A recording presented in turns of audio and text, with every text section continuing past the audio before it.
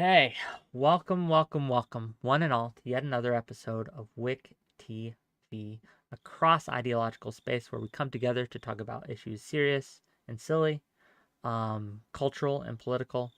Today, we are going to be talking about the Israeli-Palestinian conflict. On October 7th was the deadliest day for Jews since the Holocaust. Hamas broke in to Israel and killed over 1,200 civilians, massacring them. We're going to talk about the path forward, Israel's response, Netanyahu, and the failure of intelligence. We're going to talk about the responses to this conflict, both from the Israeli and Palestinian side, as well as the international side. And we're going to talk about like the origins and maybe a path forward. There's a lot to get in here. There's a lot of it's a heavy topic. So I just asked the people in my chat to try to be a little respectful of people who disagree with you. We're going to be a little heavier handed on the moderation than we normally are. But yeah. Okay, and with that, I'm going to let my guests introduce themselves, give a brief, concise opening statement on their thoughts here, and we'll just go from there. And we're going to start with Ali. Go ahead, please. Who are Hey, you? how you doing, What guys? do you think, etc.? Yeah, so I'm just here to offer maybe a slightly different perspective. Something I have family that are overseas that are currently dealing with the situation. I've dealt with the situation a little bit personally. I am an American. I just want to be able to show that you can condemn like civilian violence while also still showing your support for Palestine. And just that showing support for one doesn't show support for the other. But this is a serious topic. We should be able to discuss it, calmly. Don't want to make too many jokes and memes about it, but it's going to happen. But other than that, I'm just here for the discussion. Well, thank you for being here, and thank you for being willing to come on and share your thoughts and stories and experiences. I'm very curious to see what you have to say. Counterpoints, what you got? Yeah, so my name's Connor. I'm pretty centrist. I have pretty heavy sympathies on the right.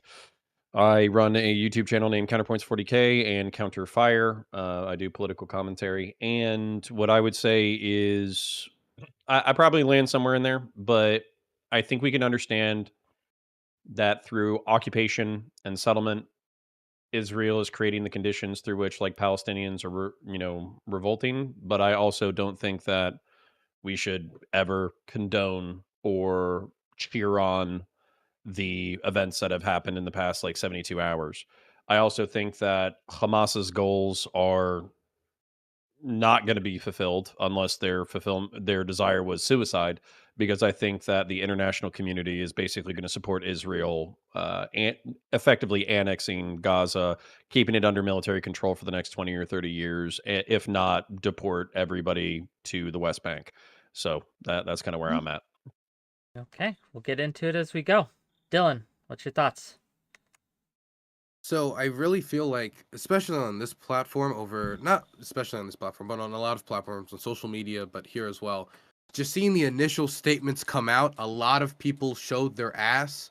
A lot of people showed, I think, either some inner problems in their head or underlying bigotries that they're now revealing to the world. That is really disgusting. The first thing I want to say is, of course, no matter which side it is, you never deliberately target civilians.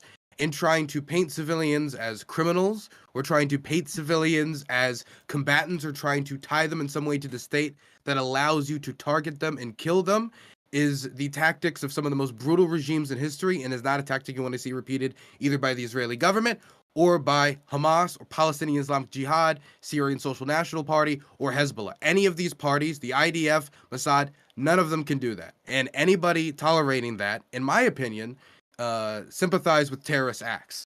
And I think they should be either laughed out of the platform, laughed off the platforms that they display that type of dialogue, and completely boxed out of society. That's the first thing. The second thing is that Netanyahu's whole argument for being prime minister was just shattered. He, for the last decade, has made his case that he can manage the occupation. He can allow it to exist in perpetuity, and by making this the iron wall, quote unquote, that's what Benny Gantz called it, in the Gaza Strip and upping the technology, they can make this conflict and the occupation able to be manageable forever. That is obviously not the case. The Israeli Mossad had a massive intelligence failure, and now, as we talked about, we have the deadliest day in Jewish history since the Holocaust. You should not want to manage this situation in perpetuity. You want to find a solution to the situation, one that allows everyone to live in coexistence in a general form of peace. No one has to love each other. No one needs to necessarily love everybody across the border, but people need to not kill each other. Kill everybody. You don't want to go. You want to have Hamas wanting to cross the border, or if they do try to cross the border and the occupation is over, the support amongst Palestinians is going to drastically go down. We saw with the ISW reporting, I think a few months before the Hamas crossed the border and did this operation, they were saying that 65% of Palestinians did not support breaking the ceasefire with Israel. There is not general support amongst the majority of Palestinians for the actions of Hamas. But the more slaughtering that continues within Gaza, the more you will push people to that solution. Just as the more terrorist attacks that are done in Israeli society, the same thing, contrary. But there needs to be a long-term solution to the issue, and I only see the end of the West Bank's occupation as that solution, and a long-term end to the blockade, as well as Iran stopping the funding of Hezbollah and Hamas. We'll talk about if that's a realistic solution now as we go. Yeah, we'll get into it. Thank you for being here. Really appreciate you. One last thing, I am also pretty sick, so if I'm more quiet today, that's why. I just wanted to I understand. say that. I understand. All good. Loner. Hey, I'm Lonerbox, video essayist and part-time streamer. I think this is probably the worst I've ever seen the internet. I had really hoped that people on the left, at least like the lower information ones, would maybe change their tune a bit now that they actually realize what Hamas is. And the result was the complete opposite. There are people supporting it. There are people simping for it. There are people trying to say that there are no Israeli civilians. So that's kind of gross. I'm also seeing a lot of otherwise fairly decent and liberal people trying to suddenly flipping over to the idea of glassing Gaza, of ethnically cleansing the population because they are, I guess, just too ungovernable. I think a lot of the polling data is maybe quite revealing. It seems to be the case that the overwhelming majority of Israelis are blaming Netanyahu for what happened. He is not a security leader anymore. He will never get that reputation again. He expanded the settlements. He stretched the IDF thin. His judicial reforms led to a lot of dissent within Israel, and that led to the IDF being kind of short on staff. I think he admitted in 2019 that he was okay with allowing Qatari funds to enter Gaza, knowing that it would go to Hamas because Hamas would counterweight the PLO, the PA. He wanted that because he has never wanted peace. He has never supported a Palestinian state. He has actually led protests against it since the 90s, very vicious protests. And obviously Hamas are the same. They don't want peace. They want to obliterate Israel and free Palestine of all the Jews. So I think these guys need to go. What happens after this with this siege on Gaza and following, I have no idea. But I would maybe advise people that maybe just because you don't have a solution immediately, I'm hearing a lot of like ethical ethnic cleansing proposals or ethical apartheid proposals, usually at the expense of Palestinians. I feel like if you don't know, you should just say you don't know. It's okay. But yeah, we'll see where it goes. We will see where it goes. Thank you for being here, Loner. I really appreciate you, and yeah, we'll see what goes on going forward. Omar, what do you got? Hello, everyone. My name is Omar. I'm from the Third Rail. I'm an Arab American, and I live in New York. My view is different. How does a people who are under oppression, under occupation for 75 years and 56 years, their land is sealed? How do you fight? Who's a terrorist and who's a freedom fighter? If the Jewish underground from 1938 to 1948 blew up hotels, blew up the King David Hotel, blew up civilian facilities to get the British out of then Palestine, were they freedom fighters or were they terrorists? Now, what you have here in Palestine is there's only 22% left. What's the original Palestine? The Israelis are are not sure what they want from the Palestinian. They don't want the two-state solution because they're building settlements on Palestinian land, almost 700,000 since the peace process started. And they don't want the two-state solution, and they don't want the one-state solution because they fear they're going to be a minority in a Jewish state. So what is the objective of Israel? What does Israel want? Forget about what Hamas wants. What the we want to know, what does the Jewish state wants?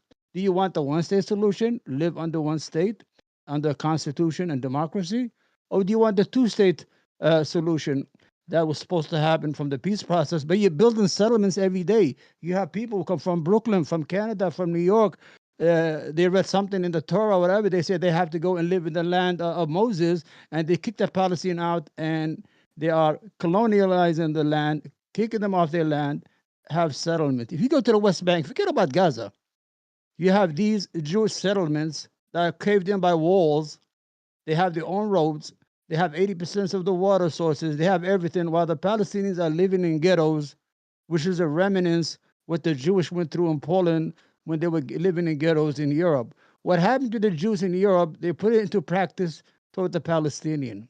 Now, why did Hamas react why did Hamas pick the October day of 7? Give me some time, guys. 50 years Briefly, ago. we do have to get Okay, to... I'm sorry. Okay, 50 years ago, on October 6th, Egypt declared war on Israel on the Yom Kippur War.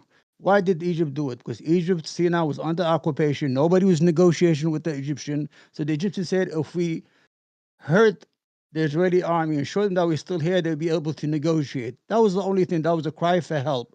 When they came out the border, okay, the Jewish state is making peace with all the Arab countries, but they're not making peace with the people they have issue with, the Palestinian, their neighbors. This is the problem. And everybody knows that Netanyahu is a war criminal.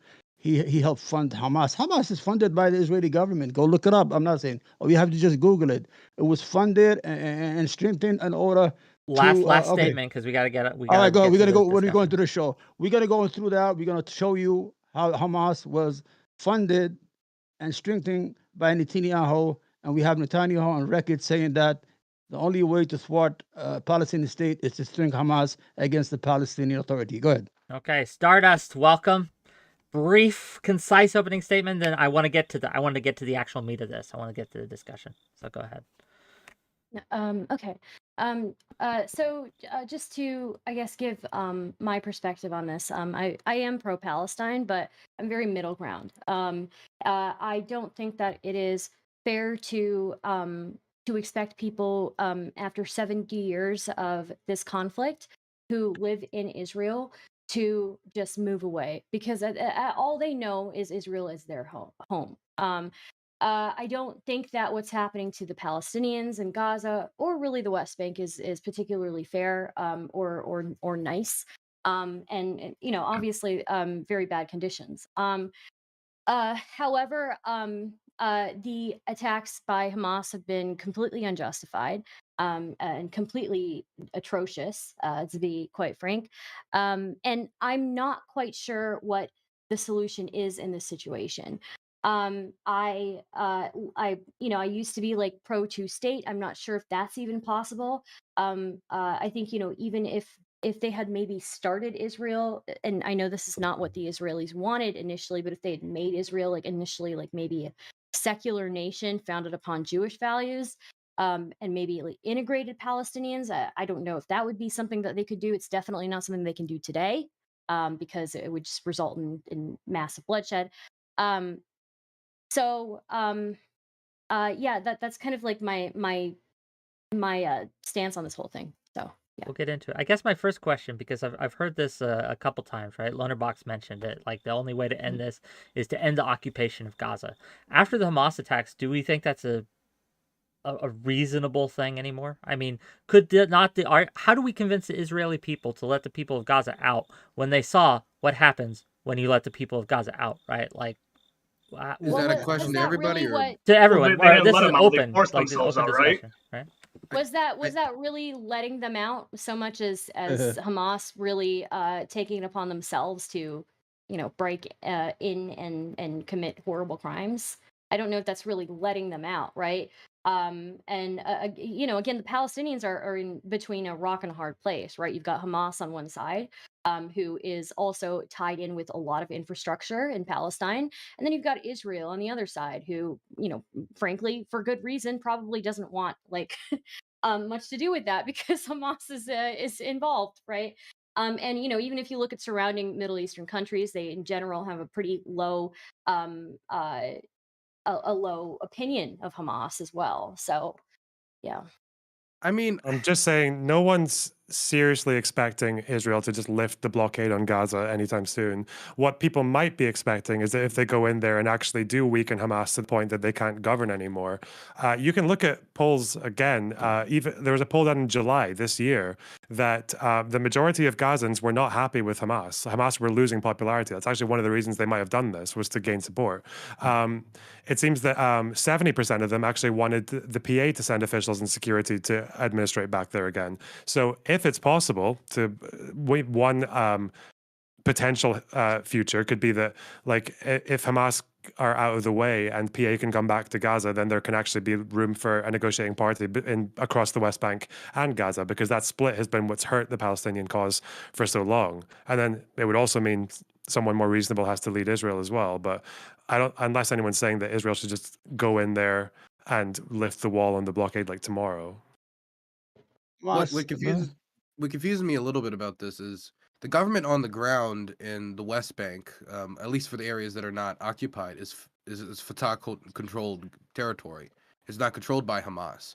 And so talking about ending the occupation in the West Bank, if that deal was made between Fatah and Israel, or they were able to come to some compromise, or some other party besides Hamas was able to come to some compromise, whether it be the PLO or whatever it would be, I feel like that would be something that could really undercut Hamas's argument that the Jews need to be basically pushed into the sea for there to ever be peace, for Palestinians to ever live in peace, for them to ever have a thriving society. But I also don't think the Israeli government is going to be willing to make those compromises, because the Israeli government is dominated by far-right lunatics like Benjamin Netanyahu, who's got fascists like 𝕵𝖎𝖎 whispering in his ear. Yes, okay. The whole idea is the question is not whether Israel will give Gaza the right to a free state. It's the only choice they have.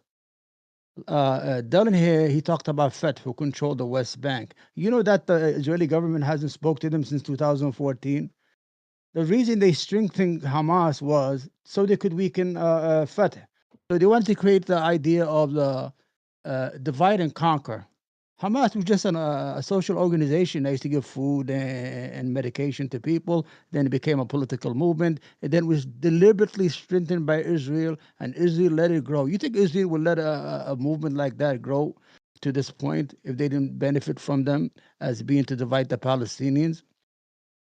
Israel has a dilemma.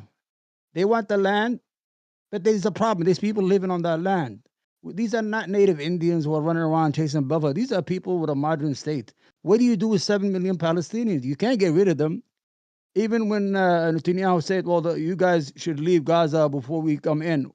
His whole idea was so they could leave to Egypt and become refugees in Egypt and never come back. It's all about ethnic cleansing. The state of Israel has been ethnically cleansing the Palestinians for 75 years. There's no other choice about it. The only solution is not complex. It's not complicated. There's a problem. Just give the Palestinian their state under the 1967 borders. Case closed. And you could build a wall from all the way to the sky, and you could close the Palestinians off in their own country. Then if they violate that wall, then we're all going to be against the Palestinians. But to seal Gaza and deprive them even of construction materials for 16 years. The people who are fighting today with Hamas were not even born yet when Gaza was sealed. Gaza is an open-air prison, according to the United Nations, according to Israeli ex-intelligence chief, according to 𝕵𝖎𝖎, a Jewish organization, according to Amnesty International, according to Human Rights Watch. Israel is an apartheid state. It is moving toward an apartheid state. They're making new laws. Okay. Even inside Israel, they're making laws to make Israel a Jewish state and to compromise the 20% of Israeli Arabs who are citizens of Israel and recognize Israel as their state. It's a problem. It's a dilemma. What do you want? One state solution? Two-state solution? Or do you want a Holocaust of the Palestinians? What do we do with the people, even if we did that, right? Even if we went back to the 1967 borders. What do you do with the people who were born, the Israelis who were born on the land that compromises land. those borders, right? I mean, the same thing you've been doing to the Palestinians that were born on the land. Move them out and put them back in the place that they is theirs, right? Is that what you want to happen? No, I Wick, mean, Wick, okay, so like okay. Go ahead. personally, I would love for like a one-state solution under Palestine. That's not going to happen. I have to live in a world of reality, right? So the only reality I see forward is a two-state solution, to which case, yes, the Israelis would have their own land and the Palestinians would have their own land. They'd have to live in peace. But then that would mean that the Israelis would have to go back to the land that is deemed theirs, and the Palestinians can have their land back. Yeah.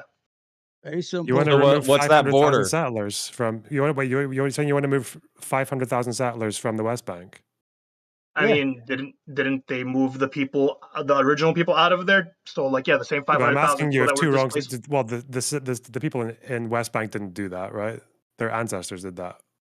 So What are you talking about? It's only 30 years since the last 30 years these settlers came. Most of these settlers are not even Israeli citizens. They're American citizens, Canadian citizens. They're not even Israelis. They're Jewish fanatics who came from all over the world to settle the promised land. They're not So even Israeli citizens. my understanding of when it comes to arrangements with settlements, I don't think any serious actor is saying that 500,000 settlers can be cleared out of the West Bank. I think what tends to happen in these peace talks is that they negotiate a land swap, right? Well, listen, the peace Am process I wrong started. about that? Like, No, hold on. The peace process started in 1989. That's almost 40 years ago. It hasn't gotten to Palestine anything. And you're wondering why they're fighting back, why they're becoming violent, what do you want them to do? To lay it has down and nothing to do die? with what I asked you. I thought that serious actors, when it comes to negotiating a two-state solution, tend to talk about land swaps rather than trying to force out 500,000 people. Well, I have an idea. Because Israel never agrees to removing 500,000 people from the West Bank, right? I have an idea. These Jews could live under a Palestinian state. That's it. That's it. I'm What not do sure you- don't think that's a Palestinians solution, want them. though. I'm not sure What- Israelis want them there. No, they're Yeah. gonna want no problem. We have no issue. We live with the Jews. I don't for even hundreds wait. I don't even we live, think. hold on. We live with the Jews for thousands of years. Arabia was the place that saved the Jewish people from the Inquisition, from the European program. We lived together in perfect harmony, neighbors in Yemen, in Nothing Egypt, ever and every happened place. that was bad. Yeah, for but then they were Jewish all people. expelled in the Yeah. early 20th century. They were not expelled. They were called to the promised land. I'm from Yemen. No, a lot of them were I'm from expelled. Yemen. We had the largest Jewish people living in our country. We lived in peace, no problem. We still have land there. Nobody even Why do you touches think these days. Why do you think the Jews all chose to leave Yemen? Because they wanted to create if you had the Jews All had of a them at dilemma. the same time. They had all a agreed. land. They had a land, but they had no people to fill it. Half the Yemeni kids were kidnapped when they went to Israel. I want people to Google Yemeni children kidnapped by the Israeli authorities. They stole the kids. The Yemeni kids were Jewish because they don't look like the European. What are you talking about? We lived in perfect harmony. There's no issue us with the Jewish people. There would never be. We believe in the same thing. We believe most of our religion comes from Jews. Do you not think it's a bit of a coincidence that the Yemeni population got out of Yemen in 1950, like a year after a blood libel case? I don't know what you're talking about. It was called Operation Magic Carpet. Yeah, but a year before Operation Magic Carpet, there was a blood libel case. It's not a surprise that Jewish people would probably want to leave and go somewhere. It's not like the average person gets offered to go to a different state where their ethnic group is just for a change of scenery and they all say yes. They had the option to stay. They chose not to because there was a lot of anti-Semitism. They were not living in peace and harmony. There were pogroms in Aden in the 40s. Program? Yeah, of course. Where the program? You lost your head or what? I'm telling you, I'm from Yemen. There's still Jews in Yemen. After the partition vote, there was a pogrom where 82 Jewish people died. That's in Europe. That's a European thing. Your European. Do you think pogroms didn't happen in the Middle East, in Iraq, Algeria, Never. Yemen? They lived in perfect harmony. Okay, so you're not engaging. The biggest merchant in the Islamic Empire of the Ottoman you gotta let other people respond. Jews. It's okay. You've lost it. Yeah. Okay. You've lost us. It's fine. Let's let Dylan, if you want to try, you may, and if Counterpoints wants to go. Let's have a sleep today. Go ahead, Dylan. I mean, this is kind of bizarre. How is it that all these different Arab nations invaded Israel multiple times, attacked Israel multiple times. Putting aside the morality or the geopolitics behind these wars, do you think during that period, if you were a Jew living in those countries, you'd be able to live in that country peacefully with your compatriots, and that there would be no violence directed towards you? Or if like Jews would be able to like freely move to like Baathist Iraq?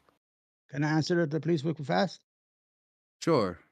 The Jewish population in Egypt, Mossad used to bomb theaters, movie theaters where Jews used to go in order to scare them to go back to Israel. Look it up. I'm not You making this stuff completely up. avoided my question No, entirely. I'm telling you, because they never left Do you on think that purpose. the Israel just And scared all the first of Jews all, into okay, coming to Israel, and there was no okay, like anti-Semitism in hold the on, region hold on. whatsoever? Let's talk about the wars. You said the Arabs attacked Israel. In 1956, Israel attacked Egypt.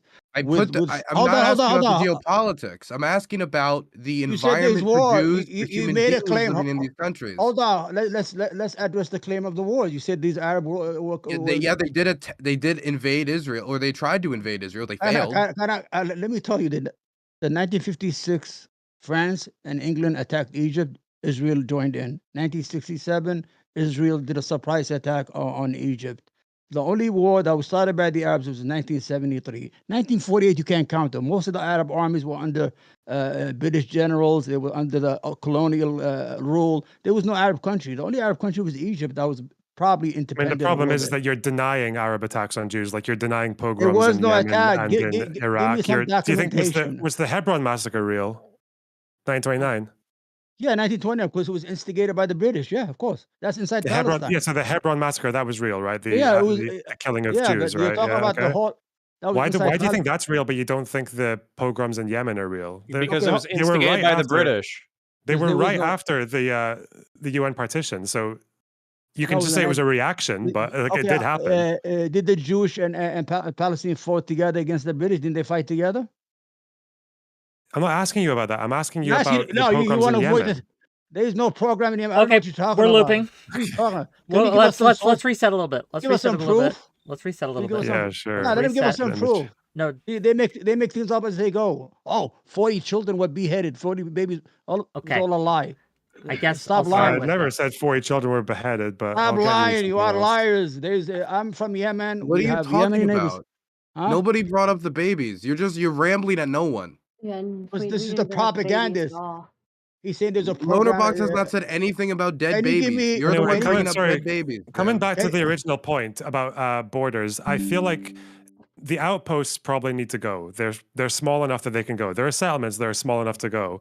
But I think generally, I don't think there's ever been like a major, like the big sticking point when it comes to peace negotiations in the past has not generally been the borders. It's usually been like Jerusalem or right of return or security, right? I don't think you need to like advocate for deporting 500,000 settlers because that's Do you think kind of Palestinians difficult, right? should Palestine have the right to return to their homes? I think it should be recognized. Its implementation will have to be negotiated. Yeah. On what terms? On what terms? I don't think there should be any lid on it. I don't believe in symbolic right of return. I believe that it'll probably be easier for people to move to West Bank and Gaza, to a Palestinian state, because that's probably where they'll want to go. As for ones in Israel, I think Israel is obligated to allow them to return. But I also think I would go with Arafat's proposal from Camp David, where he was willing to acknowledge Israel's demographic concerns because they would never have it otherwise. And there can be reparations and repatriation in exchange instead for Can you those ones.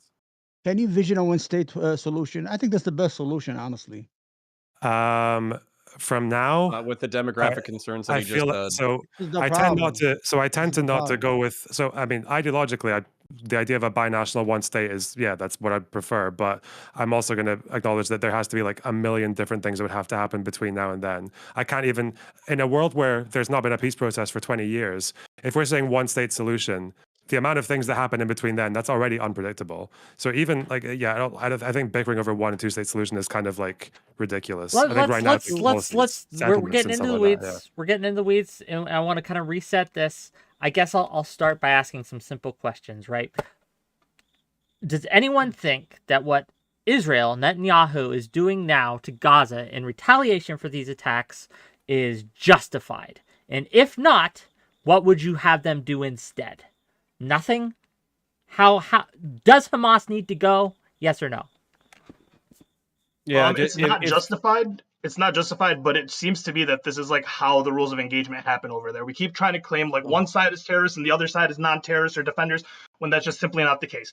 People on the ground that are Palestinians, Arab, whatever you want to see Israel, the Israeli government and the IDF as terrorists just as much as the Israelis see Hamas as terrorism. So, Yeah. like, can they not retaliate? No, they're going to retaliate. Is it justified? I mean, at this point, I honestly don't like the argument of whether or not like terrorism is justified. That's just what happens over there. So you just pick a side at this point. Yeah, so there's this quote, just so I can jump in for a minute. We keep talking about like just or moral or correct or right versus what's going to happen. And so basically, like, there's this quote from like the Athenians or whatever. It's like the weak tolerate what they must and the strong do as they will. And that's basically what's going to happen. So as far as I'm concerned, I think that you said 1,100 dead Israeli civilians. I think that this is going to be their miniature 9/11. I think they're going to be saying never forget, the same way that Americans said never forget about 9/11. I think this will justify the next like 2 to 3 decades of policy. I think at minimum, you're looking at a military occupation of Gaza. I think you're seeing the prohibition of Hamas. I think you're seeing anybody who associates with Hamas being hunted and killed. I think you're probably seeing the military occupation for the next 20 or 30 years, and how much they decide to do nation building, where they actually build up infrastructure and a civilian government and all that kind of stuff, is going to be dependent on the relationships that are born of that conflict. And then finally, like I said, like I wouldn't be surprised if they straight up ethnically cleansed it. And that's kind of like, it's weird because the empowered man and I, we almost agree that the goal is like Israel tried to back the Palestinians into an impossible corner, so they would lash out in a certain way, so they would have a moral pretext to do what they want. And that, I mean, you can describe it that way, but now Israel has the pretext. So what you want kind of doesn't matter. I also don't like the framing of the question, like how can Israel not retaliate? Because when people say that the Palestinians are retaliating for the years of oppression that happened, everyone goes, well, that was the past. This is something that happened now, blah, blah, blah. Okay. But then when we talk about Israeli retaliation, it's all willy-nilly. So I just don't like that idea either. Well, Can I suggest I a don't- more I meaningful want to ask. question? I Rick? want to ask the question. Look, What's the ratio? Hold Omar, on, Edward, stop, 1 second. please. Stop. Okay, I just want to ask the Stop. question. I understand, but this idea that this question is meaningless. I don't think it's I don't think that's true, and I want to push back on that for a moment. You don't know what I'm going to suggest, though. I don't know what you're going to suggest. So I don't have to. You can go ahead. Okay, yeah, I'm yeah, going yeah. to say that as far as what we want with that, I feel like it's inevitable that there's going to be a ground invasion, that they're probably not going to stop until Hamas is gone because they don't want a repeat of 2006 in Lebanon. It's what happens after that. And what I think happens after that, and what is needed to happen for a really long fucking time, is that Israel cannot do this by themselves. They can't just have progressives like holding their hands and expecting them to someday vote in like a leader who actually is committed to peace, like a new Rabin or something like that. They're not going to do it. I think if Israel occupies the West Bank, which they most likely will, I think it's on the rest of the world, like the rest of Israel's allies. UN? To Are we start talking saying, NATO? Are we talking America? UN, What are we talking? mostly United States, European partners as well, to say that like what the way you've done things has not worked. What we need is for you to actually like to have a serious commitment to peace, or we're fucking you off. Like I think it has to come from the rest of the world. It can't just come from Israel. Like we can't expect. I actually really agree with that. I think America needs to like really step up and make that a requirement. So going by forward. requirement, just so I can get some clarity here, when you say that they're going to fuck off, what do you mean by that? If I'll give you a more practical one. Like, so say every time there's a UN vote on settlements, you've got like 190 countries condemning, and then Israel and America abstain or vote no, right? I think America can probably turn its back on Israel on those votes, right? why would this happen? You keep saying should, but why would this happen now of Because all look times? what Israel has done with Washington. settlements. They have stretched their military thin. They're causing more problems for themselves. Israel is literally like digging its own grave by expanding those settlements into the West Bank. Like you realize that, right?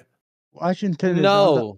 You Washington's don't think under Israel's occupation. doing great by Omar, expanding hold on. I settlements? want to hear from Counterpoints and Lonerbox for a minute. Go ahead. Okay, go ahead. No, I don't. They activated 300,000 troops. I don't think there's a competent military in the Middle East that could take on the Israeli military technologically. And even if they tried, the United States would back Israel, not their opponents. They've been So doing it. to I act don't like think you know what my question is. well, no, I kind of you can re-explain it to me, and I'll be happy to listen again. Okay. Again, this is falling under should versus what's going to, and like I'm okay with listening to moral arguments. As a matter of fact, I'll listen to them all fucking night if we need to. But like what I heard is there's probably going to be I think it's guaranteed at minimum there's a military occupation of Gaza. I think we're all probably on the same page with that. You're saying that it's possible that there's going to be a military occupation of the West Bank where they're going to use this as a pretext to say we can't let Palestinians manage their own affairs because when they do, they're going to create shit and then eventually they're going to come kill us. They'll use it as a pretext for the West Bank. And you're saying the international community needs to come together and say whatever you're doing is not working. So we need to have some political influence on this project. I am saying that the United States and Israeli political momentum is never going to allow the international community to coherently govern the West Bank. First of all, Wait, that's okay. I didn't say Israel was going to military occupy the whole of the West Bank, nor did I say that the international community should take it over themselves. I said I'm listening. that there should be a bit more, because right now, when it comes to something like settlements, I think it's a really obvious one, is Israel expands settlements into the West Bank. Half of Israelis don't want them to do that. No Palestinian wants them to do that. The American government wags their finger and says, this is a huge obstacle to peace, and then they just do it and they vote with them in the UN. I think at least withdrawing that support in the UN votes on settlements, that's a start. That's a really obvious thing that America should be doing that they're not. What do you think the chances of that happening are? Of the United States doing what you suggested? Okay, so just for that one thing, there's been some indication before now that Biden has been a lot less vocally supportive of Israel than previous presidents. That seems to have been the case, and Netanyahu's been quite frustrated by that. That's changed now, but and the reason for that is because for the last 2 years, more Democrat voters have been supportive of Palestinians than Israelis. That's never happened before. I don't think we're that far away from seeing like a shift in narrative that just at least condemns settlements in the UN. That's just like one really obvious thing. After this event, do you think that trajectory is going to continue? No, but well, it depends on what happens to Gaza, right? Like, because I don't know what the fuck Israel's going to do to Gaza that might like set their popularity back. And again, Netanyahu is taking the blame for this, and he is the settlements guy, right? So, first of all, I think Washington is under occupation by Israel. That's the first thing. Once we free Washington from the occupation, Oh God. hold on. It is under occupation by AIPAC and the lobbyists and money. We got your back.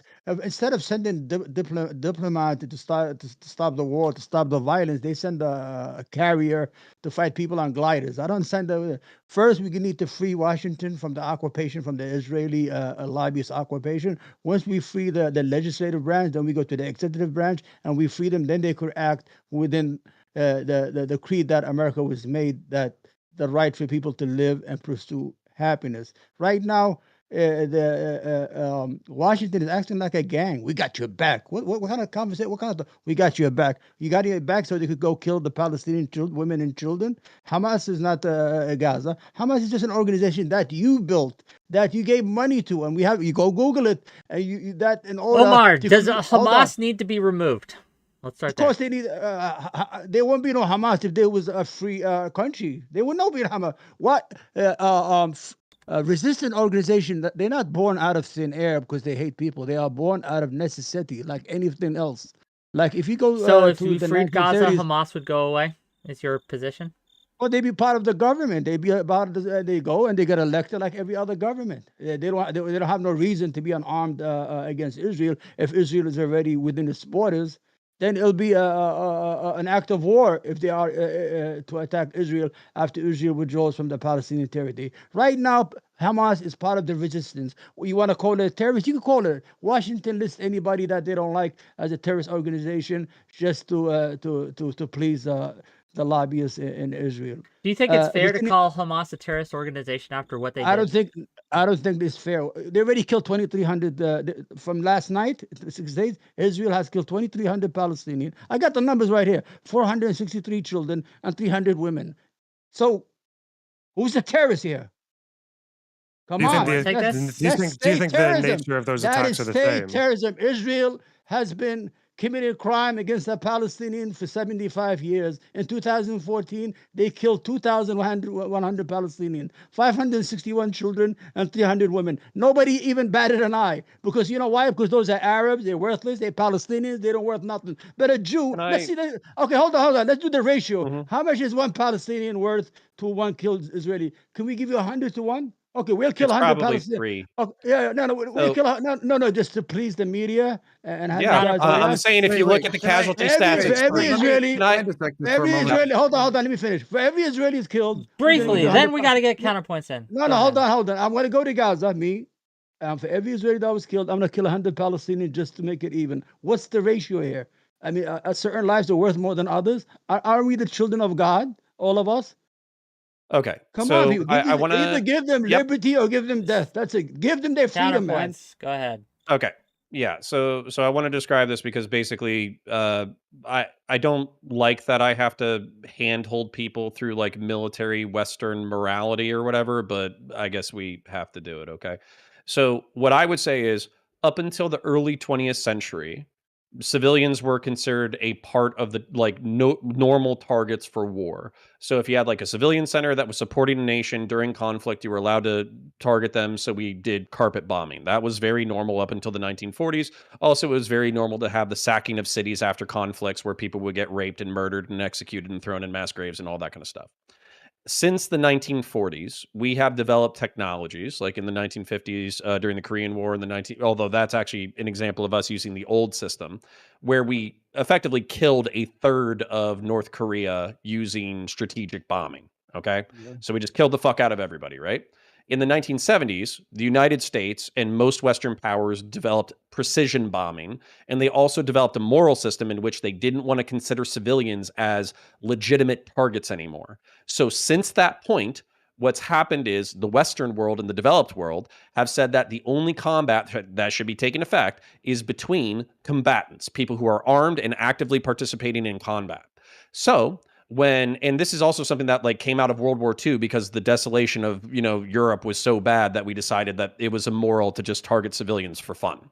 So right now what you have is you're telling me that an airstrike let's use an apartment building as an example. There's a Hamas base in an apartment building. They do the knock on the roof. They set off an explosive. They say, escape the building or whatever. They airstrike it, and then that kills like 30 people or whatever, right? You're saying that's the same as Hamas taking armed riflemen, going door to door and shooting people in the face. For don't have Western, You have no. I proof No, mean- of that. counterpoints. Finish your thoughts, and then he can I saw the respond. Yeah. videos, Counterpoint. I saw the videos in Arabic. I'm gonna explain to you. Go ahead. okay, yeah. So, to finish the point, Yeah. shooting children and women in the face intentionally as a part of your policy is different than airstriking a military target and there being collateral damage. At least in the Western world, it is. And here's the thing: before you present your evidence, I'll be happy to listen to it, but frankly, I get a little frustrated with your perspectives. If Yeah. I see civilian houses with 5 body bags in blood inside the room, I'm assuming the people inside the house got executed. So that's the evidence that I'm looking at. And then here's another thing. Hold on, because you brought up this argument multiple times, so I want to preempt it. Every single time that an Arab has killed somebody, you have said that's because of the British mandate, or that's because of Israel, or that's because of the United States, or that's because of the geopolitics. You Well, say that. when do Arabs actually have responsibility for the guns that they're shooting into other people? As an example, in Iraq, was it the United States' fault that the Shiite and Sunni militias were killing the shit out of each other? Yeah. Or was it Shiite and Sunni militias that were killing the shit out of each other? Yeah, it's the United States' fault because we destroyed. Oh, okay. So when Okay, wait a Arabs minute, kill wait a each minute. other, What- it's not their No, responsibility. but That's what I'm hearing. I'm going to tell you why, because I hate when people Sure. compare 600,000 Iraqi babies. No, but Saddam Hussein killed 5,000. Hold on, because we went in Iraq, Sure. we destroyed the infrastructure of Iraq. What is that? We got rid of the army, rid of the police, and created mayhem. There was no killing before you guys came there for the American That's fucking crime. insane. That's Okay, no. can I- Shias and Sunnis Iraq have was been- under Dylan, go Saddam for it, Sunni have Hussein. been Dylan, fighting then for- Stardust. That's a fucking Okay, so insane I Dylan, statement. then I Stardust. got a few things I got to say. So the first thing is, Hamas 100% was murdering civilians in southern Israel. It's not up for debate. It's an unquestionable truth that they were doing that, and it's Well, they're not that criminals. surprising. Article 7 of Hamas's charter states, the day of judgment will not come until Muslims fight Jews and kill them. Then the Jews will hide behind rocks and trees, and the rocks and trees will cry out, "Oh Muslim, there is a Jew hiding behind me. Come and There kill we him." go, there These we aren't go. the fucking Boy Scout troop. They Dylan, said what they were gonna Dylan, do, then they go into southern Israel and Dylan, kill them. Dylan, If the Russians Dylan. said, "Hey, we're gonna go kill civilians," and they go out and kill civilians, no one would be Dylan, surprised. do you Hamas think, does it, no one should be surprised. That's why the do you first so- thing. Dylan, Hey, No, Omar, let you Dylan talk a finish. lot. Yeah. It's my time to I talk. would love You to. just say Second all thing this is, guy. Saddam Hussein killed hundreds of thousands of his own people, started Lie. a fruitless invasion of Iran Lie. that was bound to fail, killed hundreds Lie. of thousands of more people, Bullshit. genocided the Kurds, invaded Bullshit. Iraq, causing an international oil crisis because he Invaded wanted Iraq? to loot the country and execute Wait. the locals. He was a rat bastard, and I'm happy he's dead. Okay, hold on. Okay, Oh. that's your opinion. Let's hold on first of all. Dylan, do you believe that Ukraine should be able to defend itself? Absolutely. Why can't the Palestinians do that? They can attack his IDF tanks anytime they want. They have the right Why? to. Why? As Why? self-defense, Why? as And sure, there's combatants. They're okay, give them- combatants. They're allowed okay, to fight give- combatants. That's okay. war. Why don't you give them weapons to fight the Israeli occupation like you give in Ukraine? Because Hamas will use the weapons to target civilians. The Ukrainian No, army no, has no. not shown that they do that That's not systematically. excuse. Why don't you Why is that not an support excuse? the How is that not? I Palestinian? don't want to Pretty give good guns to excuse. someone who's saying, "I'm gonna go kill all the Jews." Like I don't want to do that. Nobody's That's not my saying kill all the prerogative. Jews. Nobody's saying kill all the Jews. They said, let Nobody's me read it again. The Jews will hide behind the rocks and trees, and the rocks and trees will cry out, "Oh Muslim, there is a Jew hiding behind me. Come and kill Right. him." Okay, we don't have an Islamic state right now. Take it easy. I don't know where you That's learned what that he hadith said. from. All I'm right, sorry. take it That's easy. what. That's Hold what. on, hold on, hold on, Why hold do you Let's why do you not Dylan, cry? stop, pretend. stop, Why do you stop. cry Hamas, every the day? reason why Why do you Israel cry? Why wanted do you cry? Hamas allowed Hamas's original the charity group it sprouted from to operate because they wanted to work as a How about- counterbalance against how about Fatah. withdrawing They from the knew that it was country? more radical and could help delegitimize the Palestinian cause. Why are we surprised that it's horrifically radical? Oh, why have they been sealed for 16 years? Would I have been able to breathe in an open air prison? What the? You're not responding to anything I'm saying. You just said they're Well, not a you're not terrorist making no organization, fucking but they sense. You engage in talk about a terrorism. That's hadith. all I'm There's a saying. Jew behind a I rock. want the I don't give- occupation to Oh, end. there's no So don't Jews pretend behind a rock. Hamas are like great, Well, fantastic okay, guys. They're gonna go well, into southern Israel and hug okay. the babies. Well, according to the Christian scripture, when Jesus comes, he's going to kill all the Jews. Should we match the death by death? You want to use scriptures here? What the fuck are you talking? What? Dude, Okay, Is okay, it- okay, okay. That's what it Is says. Jesus That's what a it terrorist? says. You're just Oh, rambling. Well, I mean, the Stardust, Christian says- Stardust, let's and hold on, Ali. hold on, Stardust. hold on, Okay, one more- okay. What one the more fuck thing, Do one we more have thing. Christian terrorists Christians are running saying put a- into Israel and executing people the way that we have Hamas doing it? Hamas was the creation of shouldn't be- Netanyahu, people. You Not Talk about you Lebanon, you people created talk about Hamas. Wait. You So 1 created- minute, 1 minute you're saying Hamas they have a right to defend themselves against the open air prison. The other hand, they're a creation of Israel. So are they a good thing or a bad thing? Go read it out, man. I'm not lying to you. They I'm gave them asking you money. then, are they Which either one they're a is it? creation of Israel, which would probably be bad, or they're defending themselves, which Every would be good. human being has the right to self-determination. Did they kill innocent people? Yeah, they're wrong. But did they kill soldiers? Yes. Was it a matter of trying to get attention for their cause? Yes, because nobody's talking to them. You're making That's peace called with all. terrorism. Hold on. Do you think it was a good strategy? Well, if you withdraw all your people from their land and you build a wall, whatever you want, and if they come into Israeli territories after that, I'd be the first one to they're piece of shit, Okay. they're terrorists. Stardust, Okay. Ali, counterpoints. Go ahead. Okay. One, I don't understand the citing of Christian scripture, because we don't have a Christian version of Hamas running into Israel, committing atrocious war crimes. Secondly, if you are a pro-Palestine supporter, I feel like you shouldn't be justifying Hamas no matter what. Yes, Palestine has a right to self-determination. That doesn't mean they have the right to back up a terrorist organization to go and rape people and slaughter families. It makes the rest makes Yeah, Palestine look like terrorists. If you they don't like, rape. do They you don't rape. want Palestinians to be like associated with terrorism? Are all No. Palestinians terrorists? No, they're not. We know that they're not. I agree with you 100%. Nobody's saying that. What we're saying that it was a pressure cooker, Gaza. It was It bound to doesn't explode. excuse it. Oh, Going no, after but it was Omar. bound civilians to, is it was bound to inexcusable, and explode. raping women, killing By the families, way, killing young children and families, there's no excuse. That is actually un-Islamic. Like, it's ridiculous, you know? They are making things worse for Palestinians. you're not supposed to kill innocent people. According to Islam, you cannot kill a woman, a child, not even cut a tree. And according to Christian scripture, like you say, what do you think the Christian Zionists are trying to put all the Jews in Israel at one time? Because they want to bring about the rapture, so they could say, okay, you're going to come Christian, we're going to kill you. If you want to use scriptures here, Okay. I don't think we should go there. Everybody know what's going on. We Why do are we got lying to to each other? let people in. We do got to let people in. Ali's been Okay, waiting. let him in. I'm going to drink a cup of water and Yeah, relax. Ollie's been waiting. We're But gonna I let just Ollie want you go, to and how then we're much gonna how let much is worth a counterpoints. Palestinian life? I'm Somebody sure answer me you'll that. get your chance to respond, Omar. I promise. Ollie. So yeah, just like once again, we keep talking Palestinians, Hamas, terrorism, blah blah blah. Dylan brought up the Hamas charter, whatever. We do realize that Israel wants to ethnically cleanse the Palestinians from their land as well. So once again, Stardust, Dylan, the whole thing. I understand Hamas is considered as terrorists, but that's the problem is that's all we paint them as, and that's the only people that get painted as that.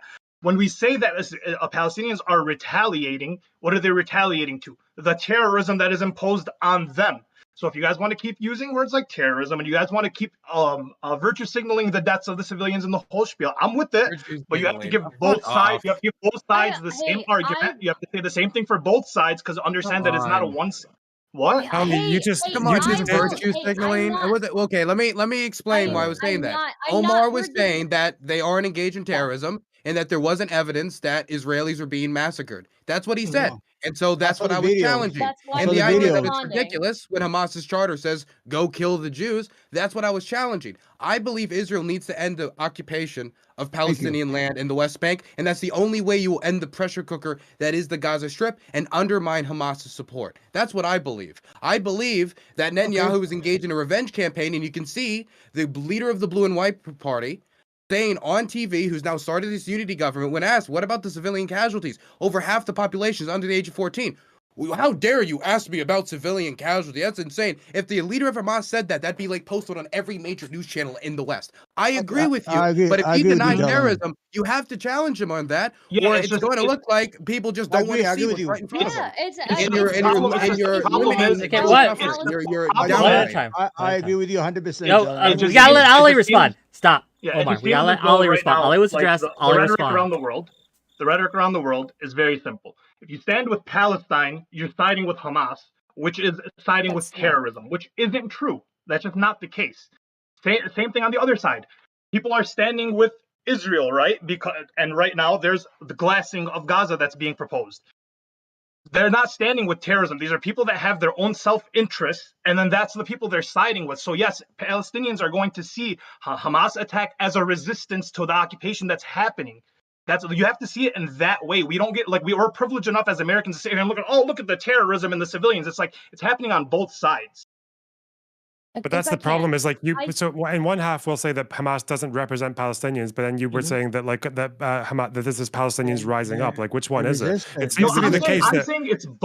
I'm saying it's both. Hamas does represent the Palestinians. Unfortunately, right now, in the way that it happens, attacks on civilians are just the way the way of the land. Like it's not even not that it should be, but that's what's happening on both sides. So when we sit here and we want to condemn one side while not condemning the other equally, it makes no sense. I think it's been I don't quite a think while since an anybody- attack like yes. that happened in those lands. Okay, so Like yeah, that nature of specifically- attack I mean, is why hold not on, very come common, on. even in those Because of lands. the occupation Everybody- that built One at When a I time. say One at a Israel time. Palestine, Stardust, Yeah. then Loner, Yes. then Counter. Go. Come Okay. on, I didn't get to go from the Nobody- last Counter's round. been waiting, Okay. Oh, man. Counter's Wait, been going. okay. Okay, sorry. Star, Stardust. yeah, Counter's Star. been I waiting. need to address some things before they slip away. Okay, listen. I think Fine. we need to deal with each other honestly, and I think part of the problem is a lack of honesty here. So if it seems like I'm being prescriptive, where I'm saying like, oh, the Jews can just ethnically cleanse Gaza, and who gives a shit? Like, no, I'm not trying to say that that's good. I'm saying that that's what's happening. So basically, what's happening is Israel left Gaza in a purposeful state of neglect and festered, according to Empowered Man. You know, we've heard it a couple of times.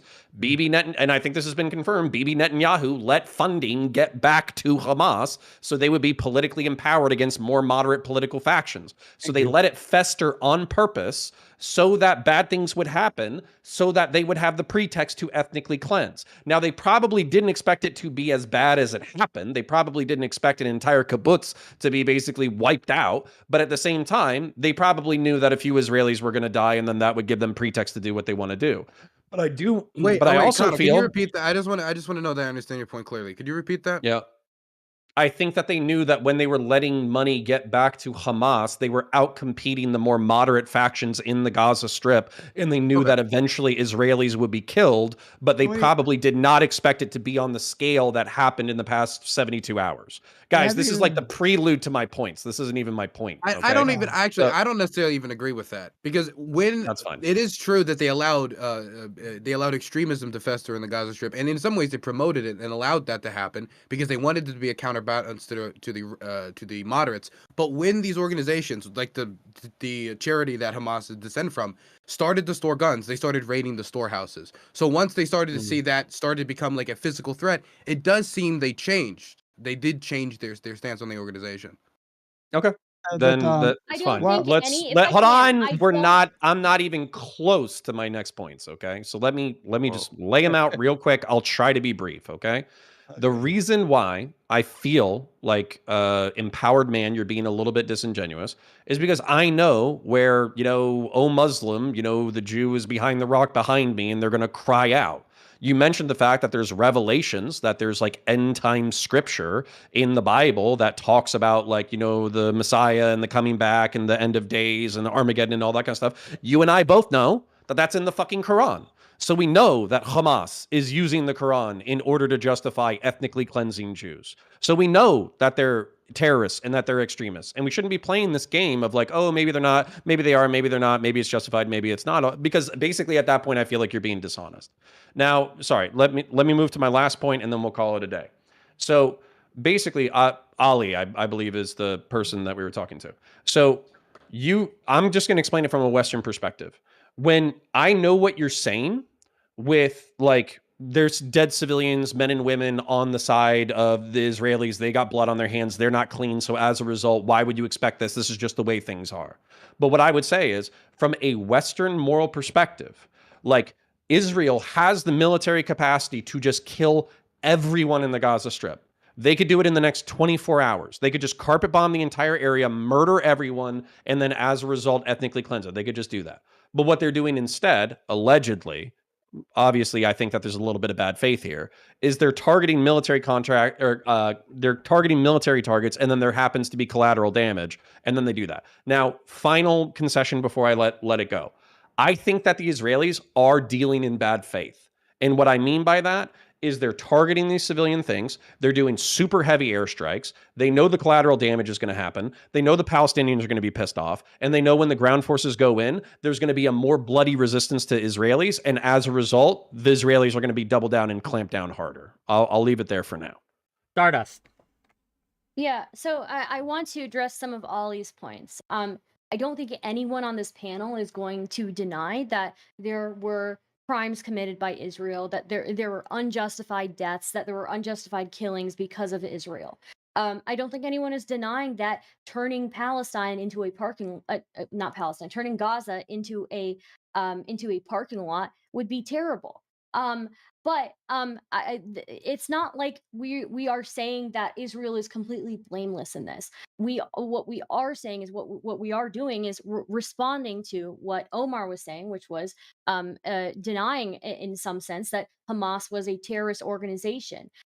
Hamas is a terrorist organization organizing terrorist attacks, and the attack from Hamas recently on Israel resulted in more deaths in that one attack than all of the other attacks Hamas has launched on Israel combined. And also, it's one of the biggest killings of Jewish people since the Holocaust. I mean, it's nothing near it, but it's still huge. It's still a huge amount of people. We can't deny that. We can't, just condemn Netanyahu for his actions on Israel on the Palestinian people. We have to acknowledge the reality that Hamas is doing these actions and they are making it harder for Palestinian people, and they are operating out of areas that create civilian casualties and utilize civilians as human shields. Can I ask, if I may, before we respond and things like that? Okay. Because I keep seeing this brought up like they're both bad. True, but we can draw a distinction, right? A difference. There is a difference between callous, not caring, neglect leading to child's death, carpet bombing leading to children's death, and a difference between that, which is morally wrong, and the only targeting military targets so you can get to the ooey gooey center of the civilians that you want to kill, right? Which is what Hamas did. They did target military targets during their strike too, but it was only to pave the way so that they could get to those settlements, right? And execute men, women, and children en masse, right? That was the stated goal and the stated purpose. So we can draw a distinction, right? It bothers me that we say they're both bad. True, but one is much worse. I mean, you Yes? can claim to draw a distinction, but it's optics, right? So one group of people went in with guns and did that, and then the other group of people is just doing it with bombs. And like you can claim that the IDF is like trying to attack specifically Hamas, but it's the fact of the matter is that that's not how it happens. The people that are in these buildings are not all Hamas members. There are children that are in the areas as well, and when they're carpet bombing or when they're doing the little warning bomb, they give you 30 minutes to get your entire shit out of your house, leave. You're displacing those people. They don't have a place to live. There's no water, electricity, or food being transferred. It's like, so I mean, yeah, the optics of it is different. One has military, like a military budget that's huge, and the other doesn't. So I mean, yeah, the optics are different, sure, but I'm not going to say that one is any worse than the other. It's not. There's the thing a is, moral it's difference. not Ali, optics. It's Loner not than about. Omar. It's Ali, the not about. optics. I thought it was. The optics go ahead. are Loner, then Omar. Lonerbox, Our and names then sound Omar. the same. Okay.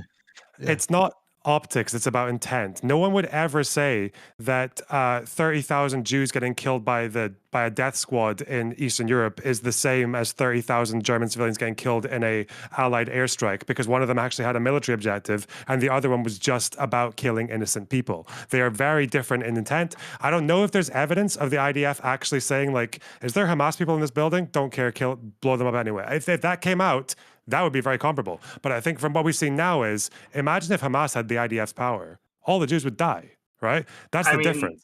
Oh, they would be So the only difference, not 75-year occupation. Let Loner finish. Let Let Loner finish. Let Let Loner me finish. finish a Stop. fucking statement. Holy shit. Okay. Also, I don't really like this tendency of people to conflate defending yourself or armed resistance with what Hamas did. Armed resistance and it's an occupation. Armed resistance is justified. Intifadas are justified. Barghouti, what he advocates for, is justified. Not targeting civilians. What Hamas did is none of that. And you don't even need to It's so clear that you can say that Hamas are representative and they have had popularity. They're not as popular as people think. There hasn't been an election since 2006. Vast majority of people living in Gaza. Vast majority of people living in Gaza never vote. Vast majority of people living in Gaza never voted for Hamas. I'm just going to keep talking. They never voted for Hamas. It actually seems to be the case that more of them want the PA back in. Hamas suppresses opposition. They don't care about Palestinians living within Gaza half the time. They have this veneer of anti-corruption, but then when people go on strike, they get arrested, fucking tortured, the shit beaten out of them. They arrest political dissidents. So I think that that's a really important distinction to make. Like Hamas are a death cult. They're nothing to do with like, and even I buy the pressure cooker argument, but in liberation struggles of the past, this is never how like you had like people who did necklacing in South Africa, but the ANC condemned it, right? They chose sabotage, they chose military targets, and that's a really important distinction to make because one of those actually can lead to liberation, the other one can't. So it seems that the distinction that you're making is that Hamas openly admits to what they're doing versus like the IDF and the Israeli government, which just kind of doesn't say what they're doing. We do understand that Ali, they're you need to address something I said. bomb You need to Gaza address and- something that was said. You need to address Let's, something that I said let and me, something that Lonerbox said, let me which address was the that optics, if Ali. Israel wanted to, they could kill all the civilians in I'm about Gaza to- tonight. I'm about to address that. The only reason they don't do that is because their war crime atrocities are already, like, most of the world already doesn't agree with how Israel's operating, right? And then America's the only person that supports them. If Israel were to bomb Gaza overnight, the world would there would be a world war and everyone would be against Israel. That's why they don't do it. That's why they do it slowly. So the distinction is so you the think only Israel? distinction is Wait. one group of people wants it immediately, and the other group of people is doing it slowly with the support of one of the strongest nations in the world. Let me address the optics. I don't know about that. So what I would say is that if you look at any other country that has to deal with like a group of people that are like militantly against them and committing terrorist acts, I think Israel has been actually has had a better record than most other countries when it comes to civilian casualties. If you look at any other country that is not even involved in their own backyard, right? Like going into other countries and dealing with like terrorist organizations, there are way more civilian deaths. So, I mean, I'm not saying it's justified. I'm not But I saying mean, it's does that good, apply to the but two that we're talking about? Can I get? You see, the Palestinians in Gaza or in the occupied territories are looking at the government in Ramallah that recognized Israel, that made peace with Israel, that went to the Oslo agreements, and they are nothing but collaborators. They have no strength. They have no power. They don't even talk to them. The last time the Israeli government had to sit down with those people is 2014. They have no respect for them. So what are you going to do? You're going to opt out. Okay, Hamas is only one resistant. Okay, we're with them. You have to have some Hamas- form of resistance. Why should Israel meet with Hamas when Hamas hasn't allowed No, elections for like forget about Hamas. He's saying they're not meeting with the moderates either. They're not even the last time they met Hey, with remind me Abbas. who rejected the old mayor offer in 2008? Hold on. Wick, you're not going to do that one. The napkin accords. They're not talking to the group of Palestinians in Ramallah who's supposed to be the president, who recognize Israel as a state to exist, who have no army, have nothing, but they turned them into watchdogs for the Israeli government. You know, like sheriffs. They don't even talk to them. The last time they talked to that government, the modern government, the government that made peace, was in 2014. So when the Palestinians look at that, so who's going to fight for me? I'm going to make a deal with the devil if I have to get my freedom and to freedom. Anybody will do that. You Any did. human beings. Wait, huh? Can I ask Well, they Stardust did. a question? Stardust, you said that Israel, in comparison to other countries, deals with terrorists with less civilian casualties, and I think in comparison to like countries like for example like America goes into other countries, I'm pretty sure I could be wrong on this, but I'm pretty sure like America going into Afghanistan, right? Like comparison in that sense. So yeah. okay, how? Well, okay, so what I would say is that, if you had like a terrorist organization like right at your border, essentially, that was like, trying to fuck with you, I think most countries would probably have a lot more bloodshed. I'm not saying that there isn't any. Obviously, there's tons, but I think that Yeah, in Dylan, general, if I can back her up real quick, or at least steel Yeah. manner, like if you look at Mexico, the narco cartel stuff, there's shitloads of civilian deaths, like tens of thousands. Obviously, this is like inter-gang warfare. It's not always the government executing people, but there's still shitloads of deaths. When you look at Afghanistan, same thing, shitloads of deaths. And if you look at Iraq, same thing, shitloads of deaths. So I guess my hold question, on. my thing isn't that Israel or that nation states aren't brutal in dealing with terrorist organizations, but this idea that Israel is like the highest standard of dealing with like they I mean, I respect don't know if civilians it's more, because highest, that's but what they do better than sounded most other like. You were saying countries, you I said it would was better say. than most.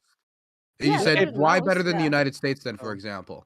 Like what standards of like combat engagement have been I set that don't, makes it better than the to be United honest with States. you, I don't know a whole lot about combat engagement. I'm just looking So at like where does this numbers claim come from then? specifically. Just looking at Counterterrorism numbers stats from the past specifically. 20 years.